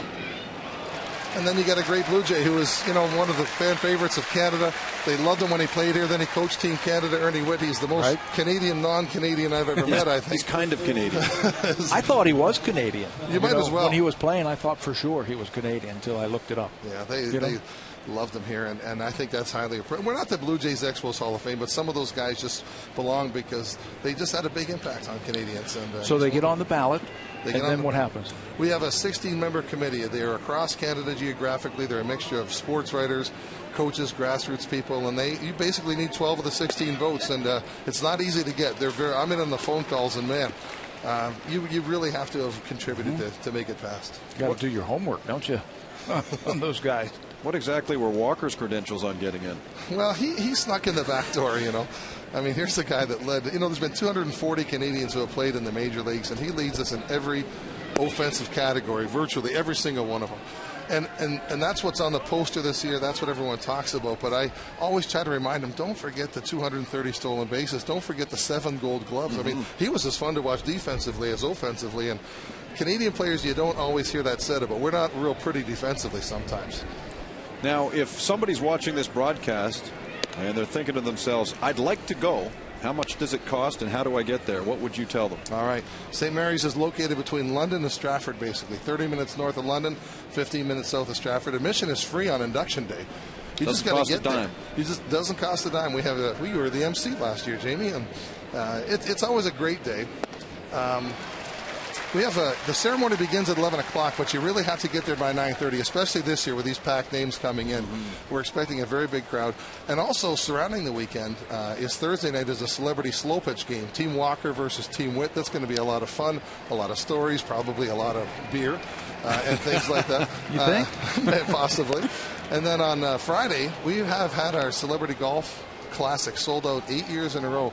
But this year we still have 2 foursomes remaining, so maybe someone watching today will say, you know what, I'd like to go mix it up with Walker and Witt and tell some stories, and maybe they'll come join us. Is there a website? How can they get a hold of it? The Baseball Hall of Fame website's quite simple. Don't be a double play. Grounder up the middle, smothered by Scudero. He turns for first, but not in time. Now, not that I didn't want the Jays to turn a double play, but I don't want a 1-2-3 inning here. I got to maximize my time on the air. You know what I'm saying? But no, the website is very simple: baseballhalloffame.ca, and you can email us or call us, and we'll get you one of those last couple spots in either the Golf Classic or the Celebrity Slow Pitch game on Thursday night. Any other festivities that weekend? There's a concert on the Saturday night if people want to hang around St. Mary's. Once you get to St. Mary's, and you've been there, Jamie, you sort of fall in love with it really quickly. It's like It's like Cooperstown 40 years ago. It really is. There's 6,000 people. We have 3 traffic signals in total. There's music played on the downtown streets, and it's just a place that it's like going back. Jim Fanning, when he came into town to be inducted, he said, "Tom, this looks like a Hollywood movie set." Oh, it really does. And so just come on down and give it a try. And, you can spend the weekend and go up to Stratford and see you play at the festival the next day. And that way, if your wife joins you, you'll be scoring some points there, too. Have you seen a long-term forecast? Because, as you mentioned, I got the opportunity to handle the MC duties last year, and you had the big tent set up, and we missed the rain by about an hour or so, as I recall. The long term is there's going to be rain next weekend, but we're hoping they're wrong.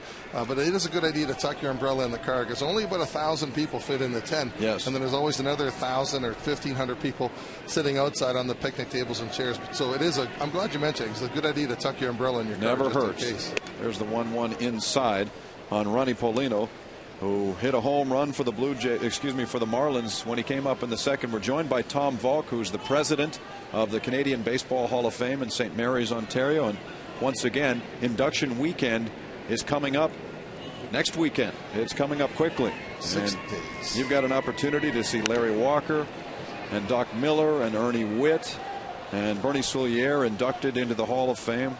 A beautiful town. The setting is gorgeous. Hopefully Mother Nature cooperates.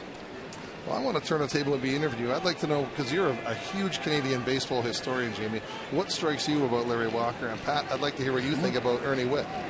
Well, he had that monster year as that ball is hit to left field and the runner is held at third. So the bases are loaded here for the Florida Marlins. But you actually raised the interesting point, and Pat can speak to this.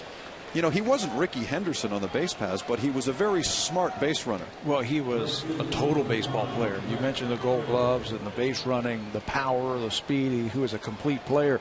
And I guess if there's one guy who kind of reminds me of him who's playing now, Jason Bay would probably fit that power, speed, the ability to play defense. And there's one extra thing about both guys. And how lucky are our kids these days to have role models like Mike Weir and Steve Nash, and now they're all good guys. You're not reading about steroids. You're not reading about problems domestically. You're not reading about any nonsense. Just baseball. And they're such classy Canadians. It makes you so proud that they've not only accomplished so much on the field, but they're such good people. There's a great story about Larry Walker, and I'm sure you've probably heard this one, and perhaps you can fill in the details. But in his first year of pro ball, he knew so little about baseball that at one point, standing on first, the ball was hit to the outfield and was caught, I believe. I think it was a fly ball, and as he'd rounded second and was heading for third, the third base coach told him that he had to go back to first, so he cut directly across the field, right over the pitcher's mound. Well, that's a fact, and some things, I suppose, like some of the negatives don't get forgotten about, guys. But the other night there, when the Cubs outfielder threw the ball into the stands, I watched the interview after the game. He says, "I felt like Larry Walker," and I thought, Walker still hasn't shaken them. Remember when he flipped the ball to the kid and he went and got it back from the kid and threw it in? I mean, it's amazing how those things hang around you. He says he's asked about that more than anything else. Oh, I bet. I have no doubt. We should have flown that kid in next weekend. Maybe we'll take our budget that we spent on you last year and bring in that kid. There it is. Let's not go there. Yeah. 1 ball and 2 strikes on Brett Carroll. The pitch is inside from Jesse Carlson. Bases loaded here for the Marlins. In the 7th inning, they're on top 8-3. So Jesse's just trying to keep things close here with a man out. In fairness, I have to say, if I paid you twice as much, that means I would have shaken your hand 2 times, Jamie. Because, fair is fair. You came down and did that all on your own, and that should be noted. Here's Roland. He's coming home. They get the force there. Lead runner is gone, 2 out. Yeah, you got to cut off the runs at the plate now. It's getting late. Heads up play right there by Roland. He knows he can't go around the diamond in turn 2, so you've got to get that lead runner. And what made that play difficult is his momentum is taking him into foul territory. Now he's got to throw this ball right over the runner. He's got to pick up his catcher. That one right over the shoulder of Dan Ungla, and a strike to Rob Barajas for the 2nd out. And it brings up Chris Coughlin. We last saw you, Tom, in Minneapolis. You were presenting the Tip O'Neill Award to Justin Morneau. Who's your front runner for that award now? I got to think for next season. Morneau or Bay are making a great run at it, no question. And how do you pick one or the other? Who's having a greater year this year? And there's another guy, Morneau. I mean, you got to pinch him to get him to say something. I mean, I just love being around these guys, and they represent Canada so well. And back from my scouting days, I can't tell you how many times I would hear organizations say, Tom, he didn't make it to the major leagues, but he was the first guy at practice, the last guy to leave, never caused trouble. We'll come back to Canada to look for more players. So these guys today are really setting the table to get scouts and college guys up here looking for more. So you probably had a keen eye on the recent draft. I believe 39 or 40 Canadians in total were taken. The Blue Jays took 8 of them. 2 in the top 3. It was really nice to see, and it's hard. They're saying all the right things. They've got to draft major leaguers, not Canadians who are going to be major leaguers. And they got to take the best guy on the board. But boy, I can't help but say it, being wearing the hat I do and just being the guy I am, I love seeing the Jays taking more Canadians than any other organization. And that's really that's a real tribute to their scouts. It's a tough country to scout in a short season. So they uncover them, boy. They got Kevin Brand and his crew. They get out there, and I'm telling you, if there's a 5th game to see in a day and they see lights on the other side of the city on the way home to the hotel, they go park there and see what's going on. I've lived it. They do it. Have you had a chance to see some of the guys that they drafted this year? No, I haven't. It's something that I really miss, the scouting years. But right now, especially these past few weeks, we were literally working at the Hall of Fame this morning, and I'm going to leave the game when I'm done this and go back and finish working there tonight. Just getting the 32-acre site managed and getting the hot dogs in place and all those things that got to be ready for next weekend. So I wish I could go see those kids, but I got 3 kids of my own on top of that. So yeah, I've seen you on induction weekend. It's not a pretty sight. Up late, up early. Well, that's lots to do. It's easy to see me. I fill up a lot of space, but the guy right back there right now is Scott Crawford. Now, he's in the office listening right now, probably on the radio. We don't have a TV in the office, but I tell you, he burns the midnight oil all week long. Not to mention 150 volunteers, and that's another great thing about where it is in St. Mary's. The people getting when the hall was in Toronto, it was just too small a fish and too big a pond. Put it in St. Mary's, and everyone from the mayor, Jamie Hahn, the council, corporations in town, despite the tough economy, everybody chips in their piece. And I tell you, it's a wonderful entity, and it is going to be like Cooperstown in 40 years. Here comes the 1-1 pitch to Bonifacio. He fouls it away. A ball and 2 strikes. Carlson has walked in an additional run here for the Marlins, so they're up 9-3. And if you're just joining us, Tom Valk is with us, the president of the Canadian Baseball Hall of Fame. And they'll be staging their induction weekend next weekend while the Blue Jays are in Washington. 4 men going in. All very deserving. The 1-2 pitch swung on and missed. Bonifacio's gone. The inning comes to an end. And Tom, we say thank you for coming by and good luck. Hey, great to be on TV. We appreciate your support so much. Have a great weekend next weekend. Blue Jays are #1 with us. All right.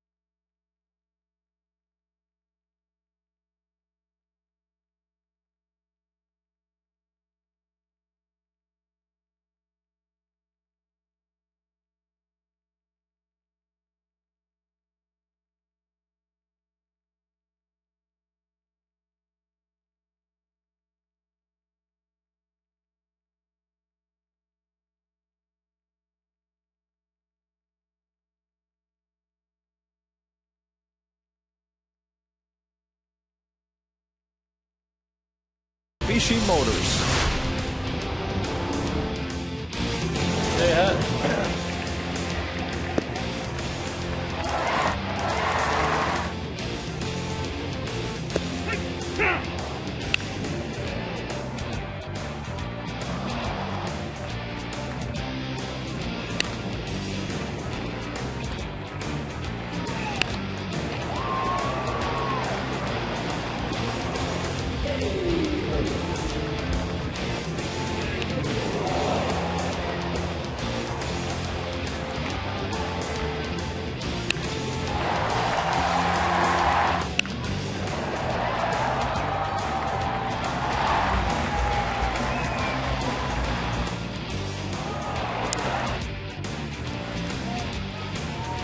This one has been all Florida, 9 runs to Toronto's 3, and they have been led by their starting pitcher, the ace of the staff, Josh Johnson, today. Marlins have not been good house guests to the Blue Jays this whole weekend.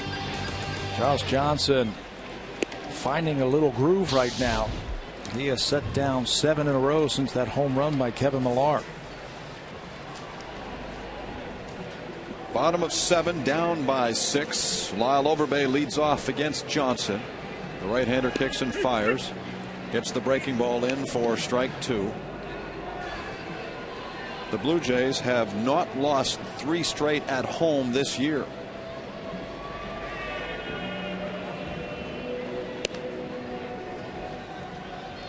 And what a brief homestand. They're off on the road beginning Tuesday in Philadelphia. Join us at 6:30 Eastern Time, 3:30 Pacific for Jays Connected. In advance of the game at Citizens Bank Park, Ricky Romero goes to the hill for the Jays against left-hander Cole Hamels.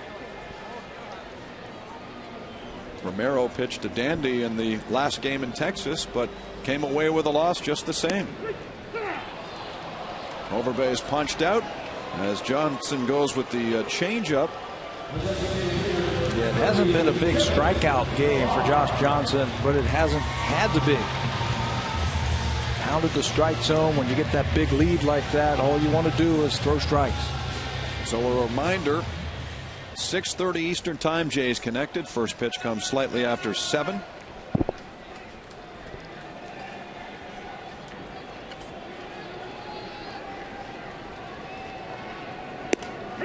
Strike 1 on Millar. Tom's pretty passionate about what he does. Very passionate, isn't he? There's no question. And he has a lot of work to do to get ready for induction weekend. It's good to see that kind of passion with respect to Canadian baseball. I mean, you came back last year raving about how awesome it is there.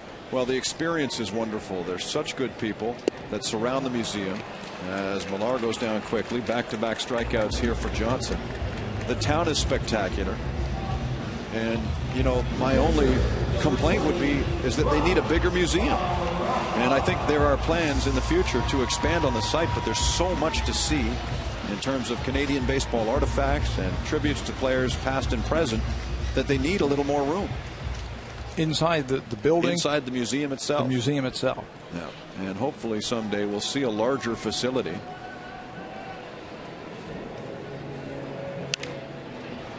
That's popped up.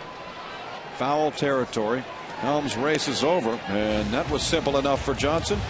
7 complete. Florida in command here.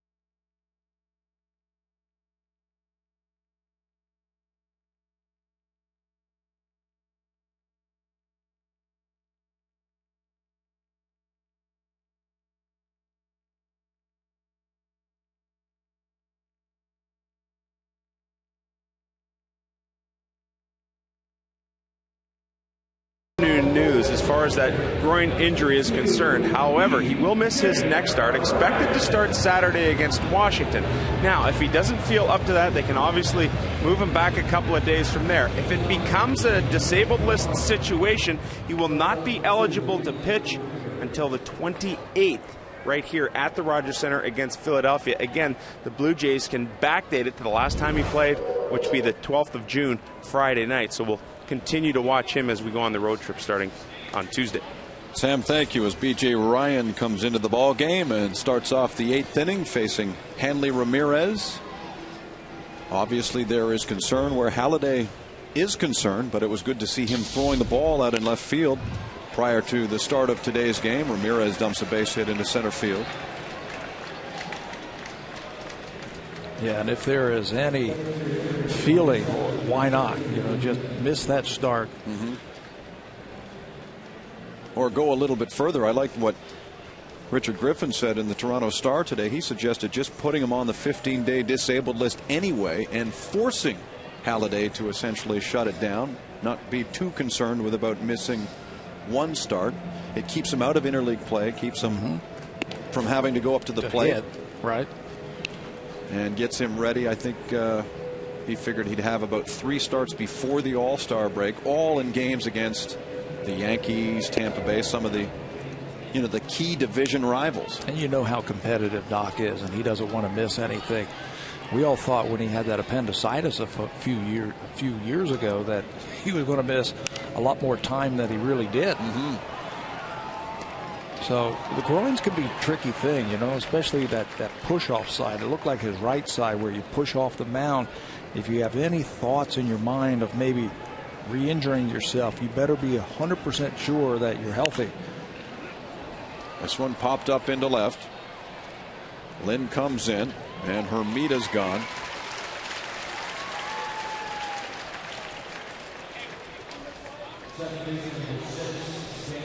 B.J. Ryan has certainly looked sharp in recent outings. Yeah, starting to get that fastball down and get that slider biting a little bit more. 5 straight games now he has come in without allowing a run, which is a good sign.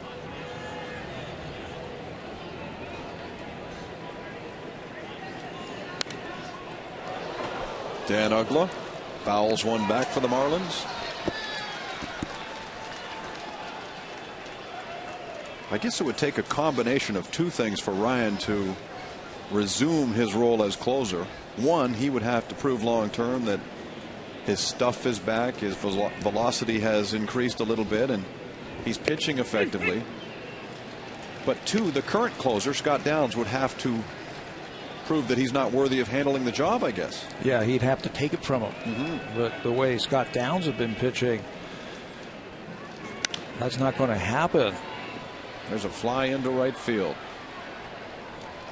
And Uggla's retired. I think the whole key for BJ is to keep the ball down and keep it on the corners. That's when he's the best, when he is just pounding that outside corner to those right-handers and get a little bit more snap on that slider that we've seen the last few years. Miles per hour can be a little overrated, I think. It's where you throw that ball. Broken bat, blooper out to right field. Rios scampering in over Bay. What a play. Runs out himself and makes the over-the-shoulder catch. And so Ross is retired after the leadoff single by Ramirez. The Marlins go down in order. Look at this dandy.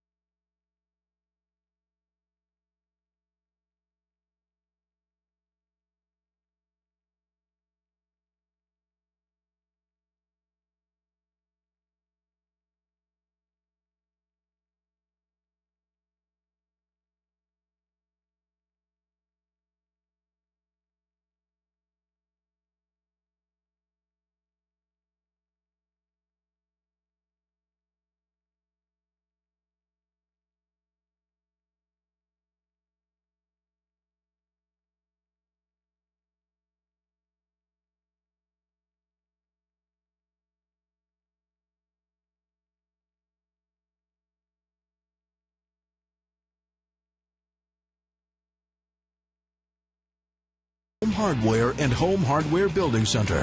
Homeowners helping homeowners.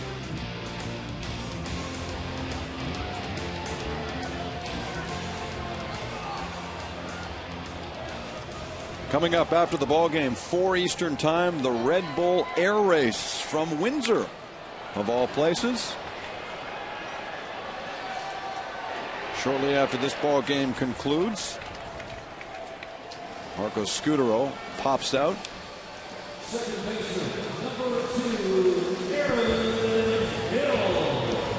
Bottom of the 8th inning, and the Blue Jays trail it 9-3. Florida took the first 2 in this series. They are looking to sweep away the Blue Jays this afternoon. With 1 away, Aaron Hill in against Josh Johnson, who's been so good. He's given up 3 runs on 5 hits. 2 of those hits were home runs. He's everything that we thought he would be. You know, big, strong, pounds the strike zone. Florida Marlins just have 1 complete game as that ball's ripped into left center field, and Josh Johnson is the guy who's had it.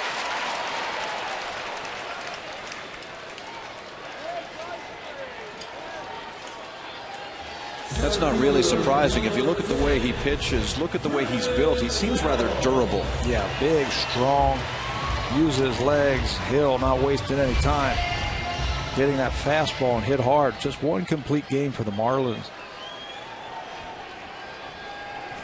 But he is in that territory to do that. That was just his 90th pitch of the afternoon.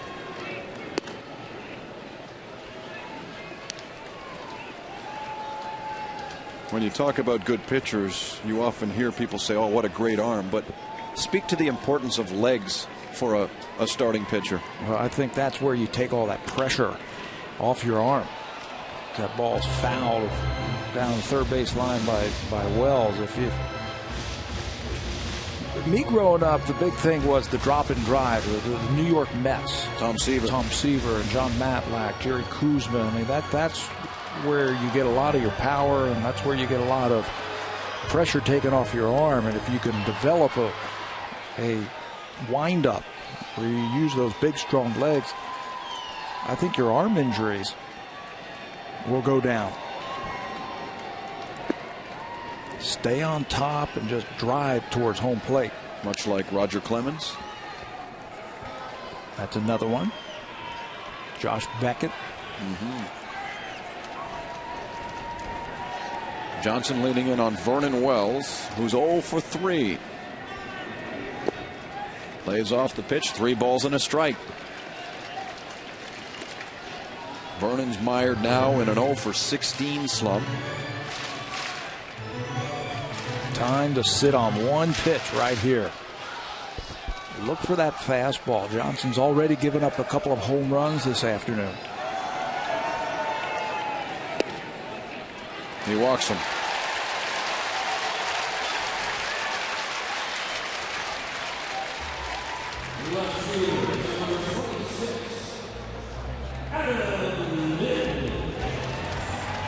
Mark Wiley is the pitching coach for the Marlins. He's out quickly to speak with Johnson. Probably just to buy a little time for the bullpen. There's some movement going on out there. Give his big right-hander a chance to catch his breath. Get some guys loose down there. He's facing the best RBI guy on the team now. The Marlins have 1 left-hander, Dan Meyer. He's up and throwing. And right-hander Kiko Calero has started to warm up as well.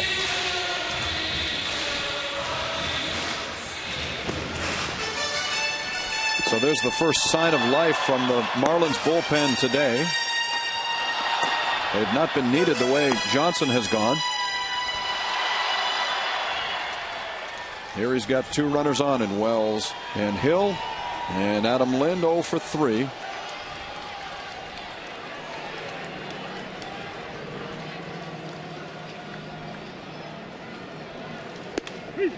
Fastball for strike 1. Lind grounded out to short his first time up. He struck out looking in the 4th, and then grounded out 3 unassisted in the 6th.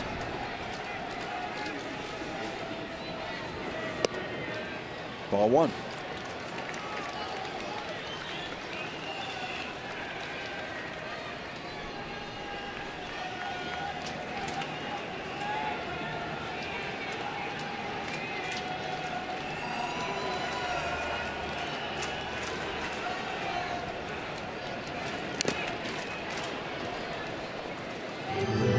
Saw the graphic, the Blue Jays 0 for 2 with runners in scoring position. They just haven't had many opportunities.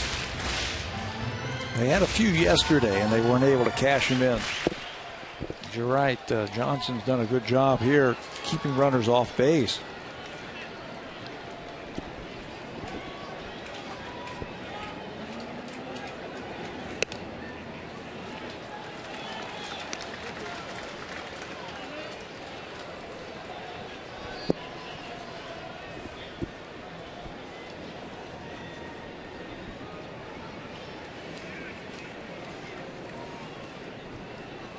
Here's the 2-2 on the ground for Uggla. He turns to second for one. Over to first. Double play. And that's it. The eighth comes to an end. 9-3 Florida.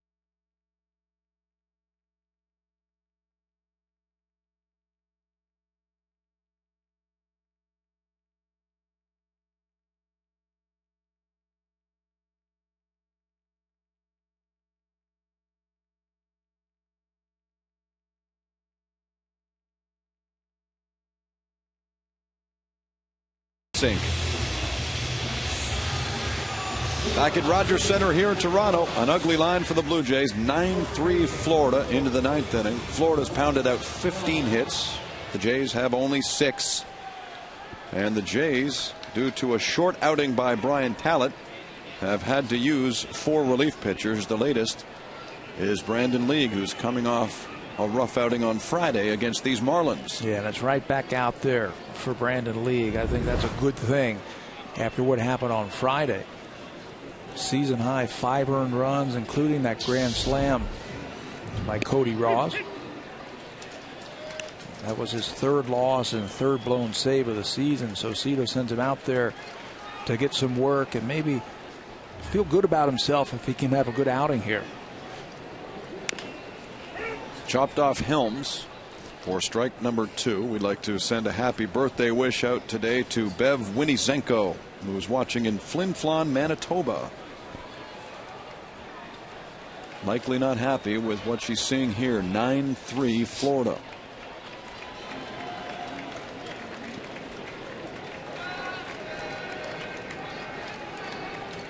Oh, and 2 on Helms, the first baseman. He swings and misses and goes down quickly. It's hard to figure this one out, isn't it? How the Marlins have just dominated the Blue Jays in interleague play. It is a little perplexing. 16-4 coming into this game. It might be easier to figure out if they faced each other more often, but you know, here is a series in 2009. This is the first time they've seen them in 3 years. 3 years, and before that, was it back in 2001? In 01. Ripped to left field on a line. This one sailing on out of here.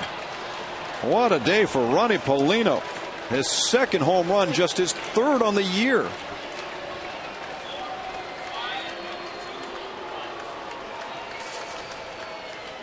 That one got out of here in a hurry.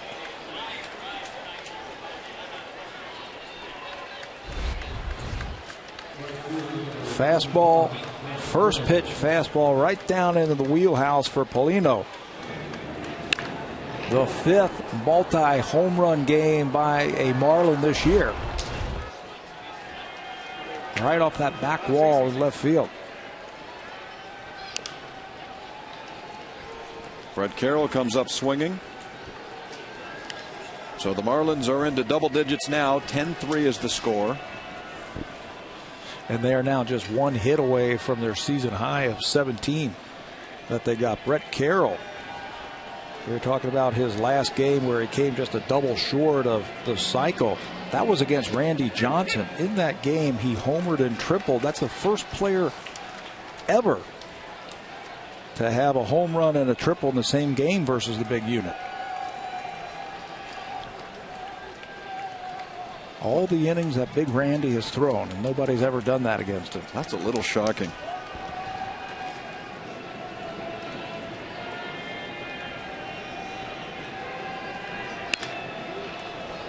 Looped out to center field, and it drops a base hit. Nobody covering second, so Rolen gets over there quickly. Carroll's got his second hit. And there you go, a 17-hit afternoon for the Florida Marlins. Ties their season high. Ball wasn't hit very hard by Carroll, just looped it out into center field. Back in May, the last time they played some interleague play against Tampa is when they got those 17 base hits.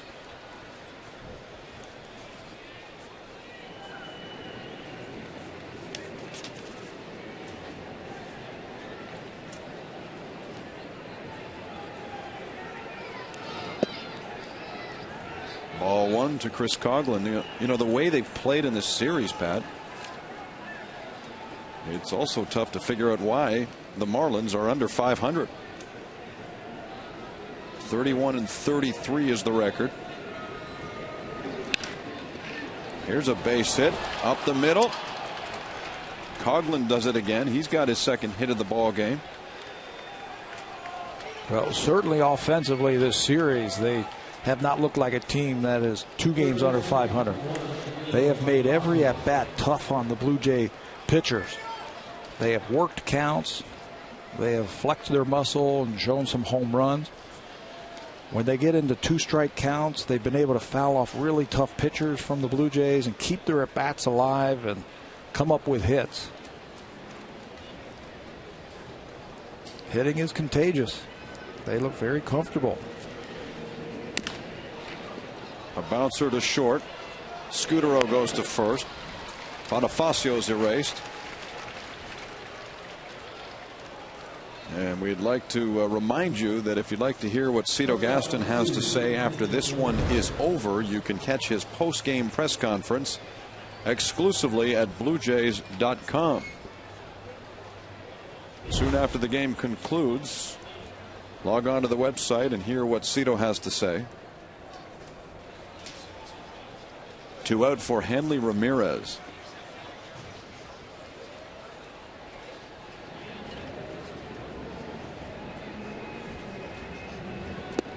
He comes up swinging, strike one.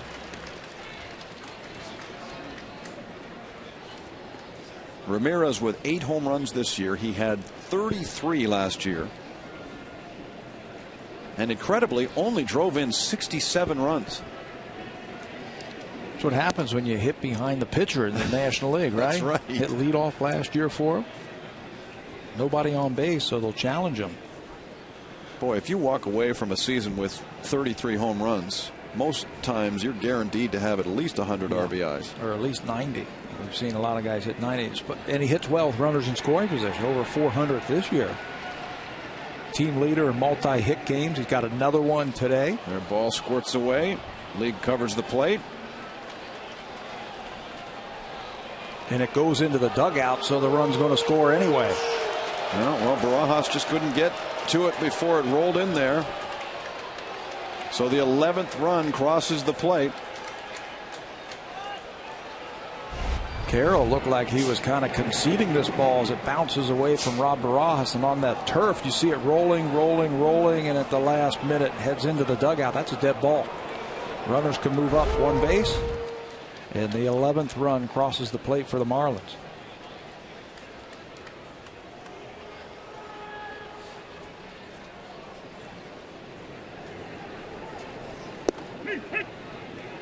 Strike 2 on Ramirez.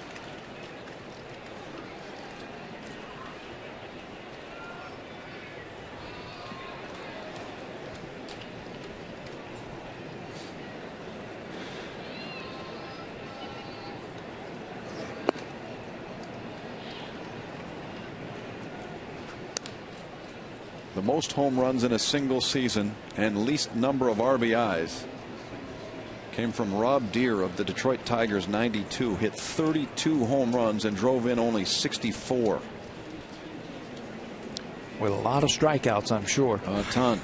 Guaranteed. 3-2 pitch hits softly on the ground to Hill.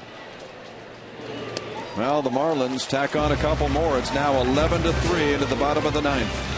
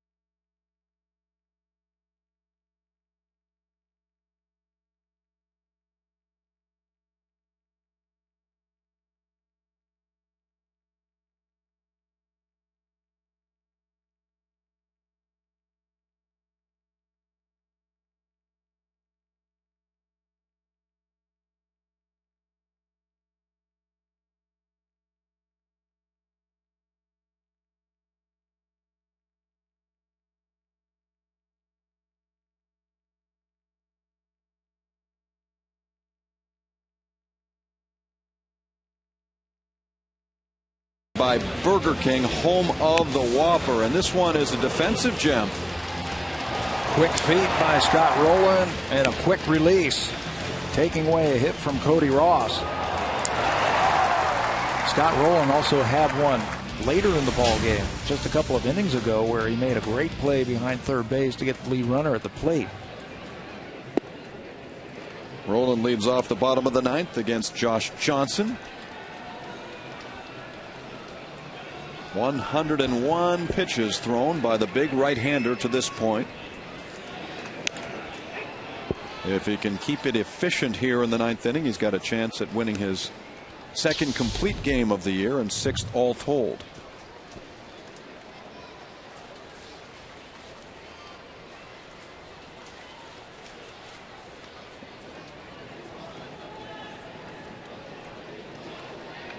One and one to Rowland, who lines it over the head of a leaping Ramirez. Another base hit. What an afternoon for Scott. 3 for 4. Yeah, just take what that pitcher gives you. His stroke right now is nice and short. And we'd like to remind you that coming up at 4 Eastern Time, 1 Pacific, the Red Bull Air Race 2009 coming your way from Windsor.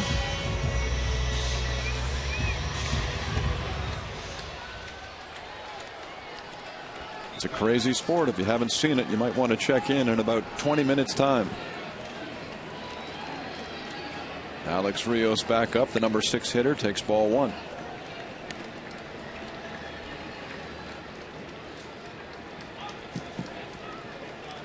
The Blue Jays put some life into this ball game in the fourth when Rios hit a home run. He pops that one up. This looks playable for Helms. 1 out. A little bit easier play that time for Wes Helms, not like the first part of the game where he had trouble finding the ball up in the sky on those pop-ups.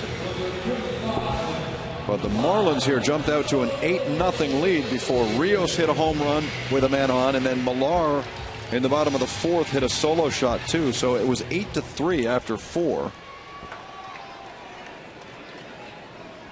But Johnson has shut them down ever since. In fact, since that fourth inning, he has allowed only 2 base hits, both singles.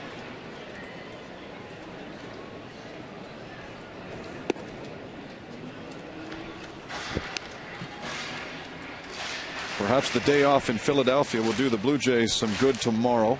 They'll be up against the Phillies on Tuesday night from Citizens Bank Park. Join us for the pregame show, Jays Connected, at 6:30 Eastern Time, 3:30 Pacific. And then the first pitch slightly after 7 Eastern. Darren Fletcher joins me in the booth. And they get Cole Hamels. First night in. From one ace to another. Yeah. MVP, isn't he? He is the World Series most valuable player. Won himself a car. Won himself a busy offseason, too. And early on in the year, it was looking like that might have affected his pitching. There's the 2-1 off the plate.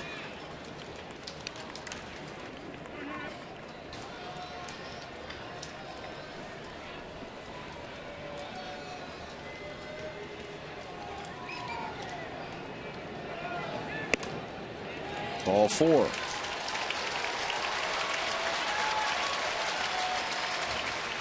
Later this evening, 6 Eastern Time, Sportsnet Connected with Jim Lang and Ivanka Osmak.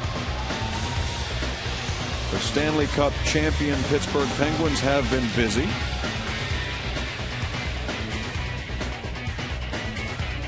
I believe there's a basketball game tonight, is there not, Pam? Yep. Game 5, Lakers and Magic.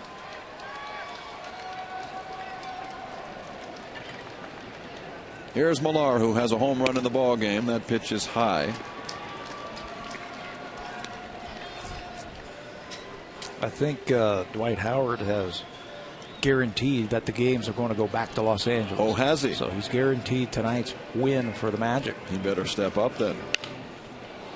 That's straight back and out of play.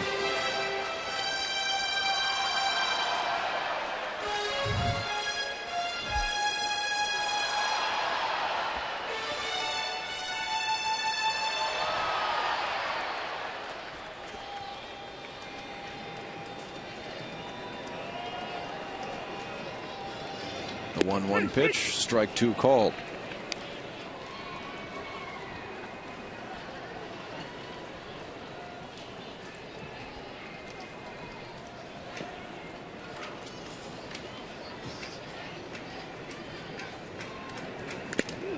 Ooh. Randy Marsh took that one in the chest. You can hear it off the padding that Randy Marsh has, and you could also hear him grunting a little bit. Listen to this.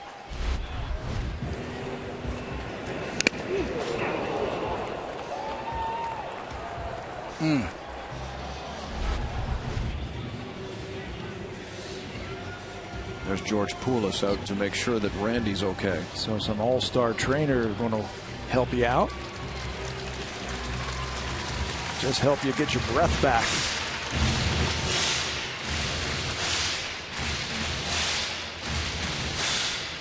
He's a good umpire from my home area. Oh, yeah?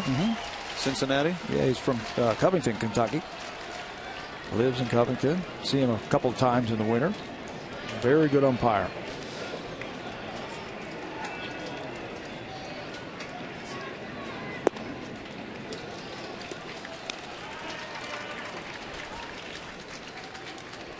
Well, they're making him work for this complete game. They really are. His pitch count up to 114 now. He gets Millar, though. 2 out. Still got some snap on that slider. Right on the outside part of the plate. Strikeout number 6 this afternoon for Big Josh Johnson.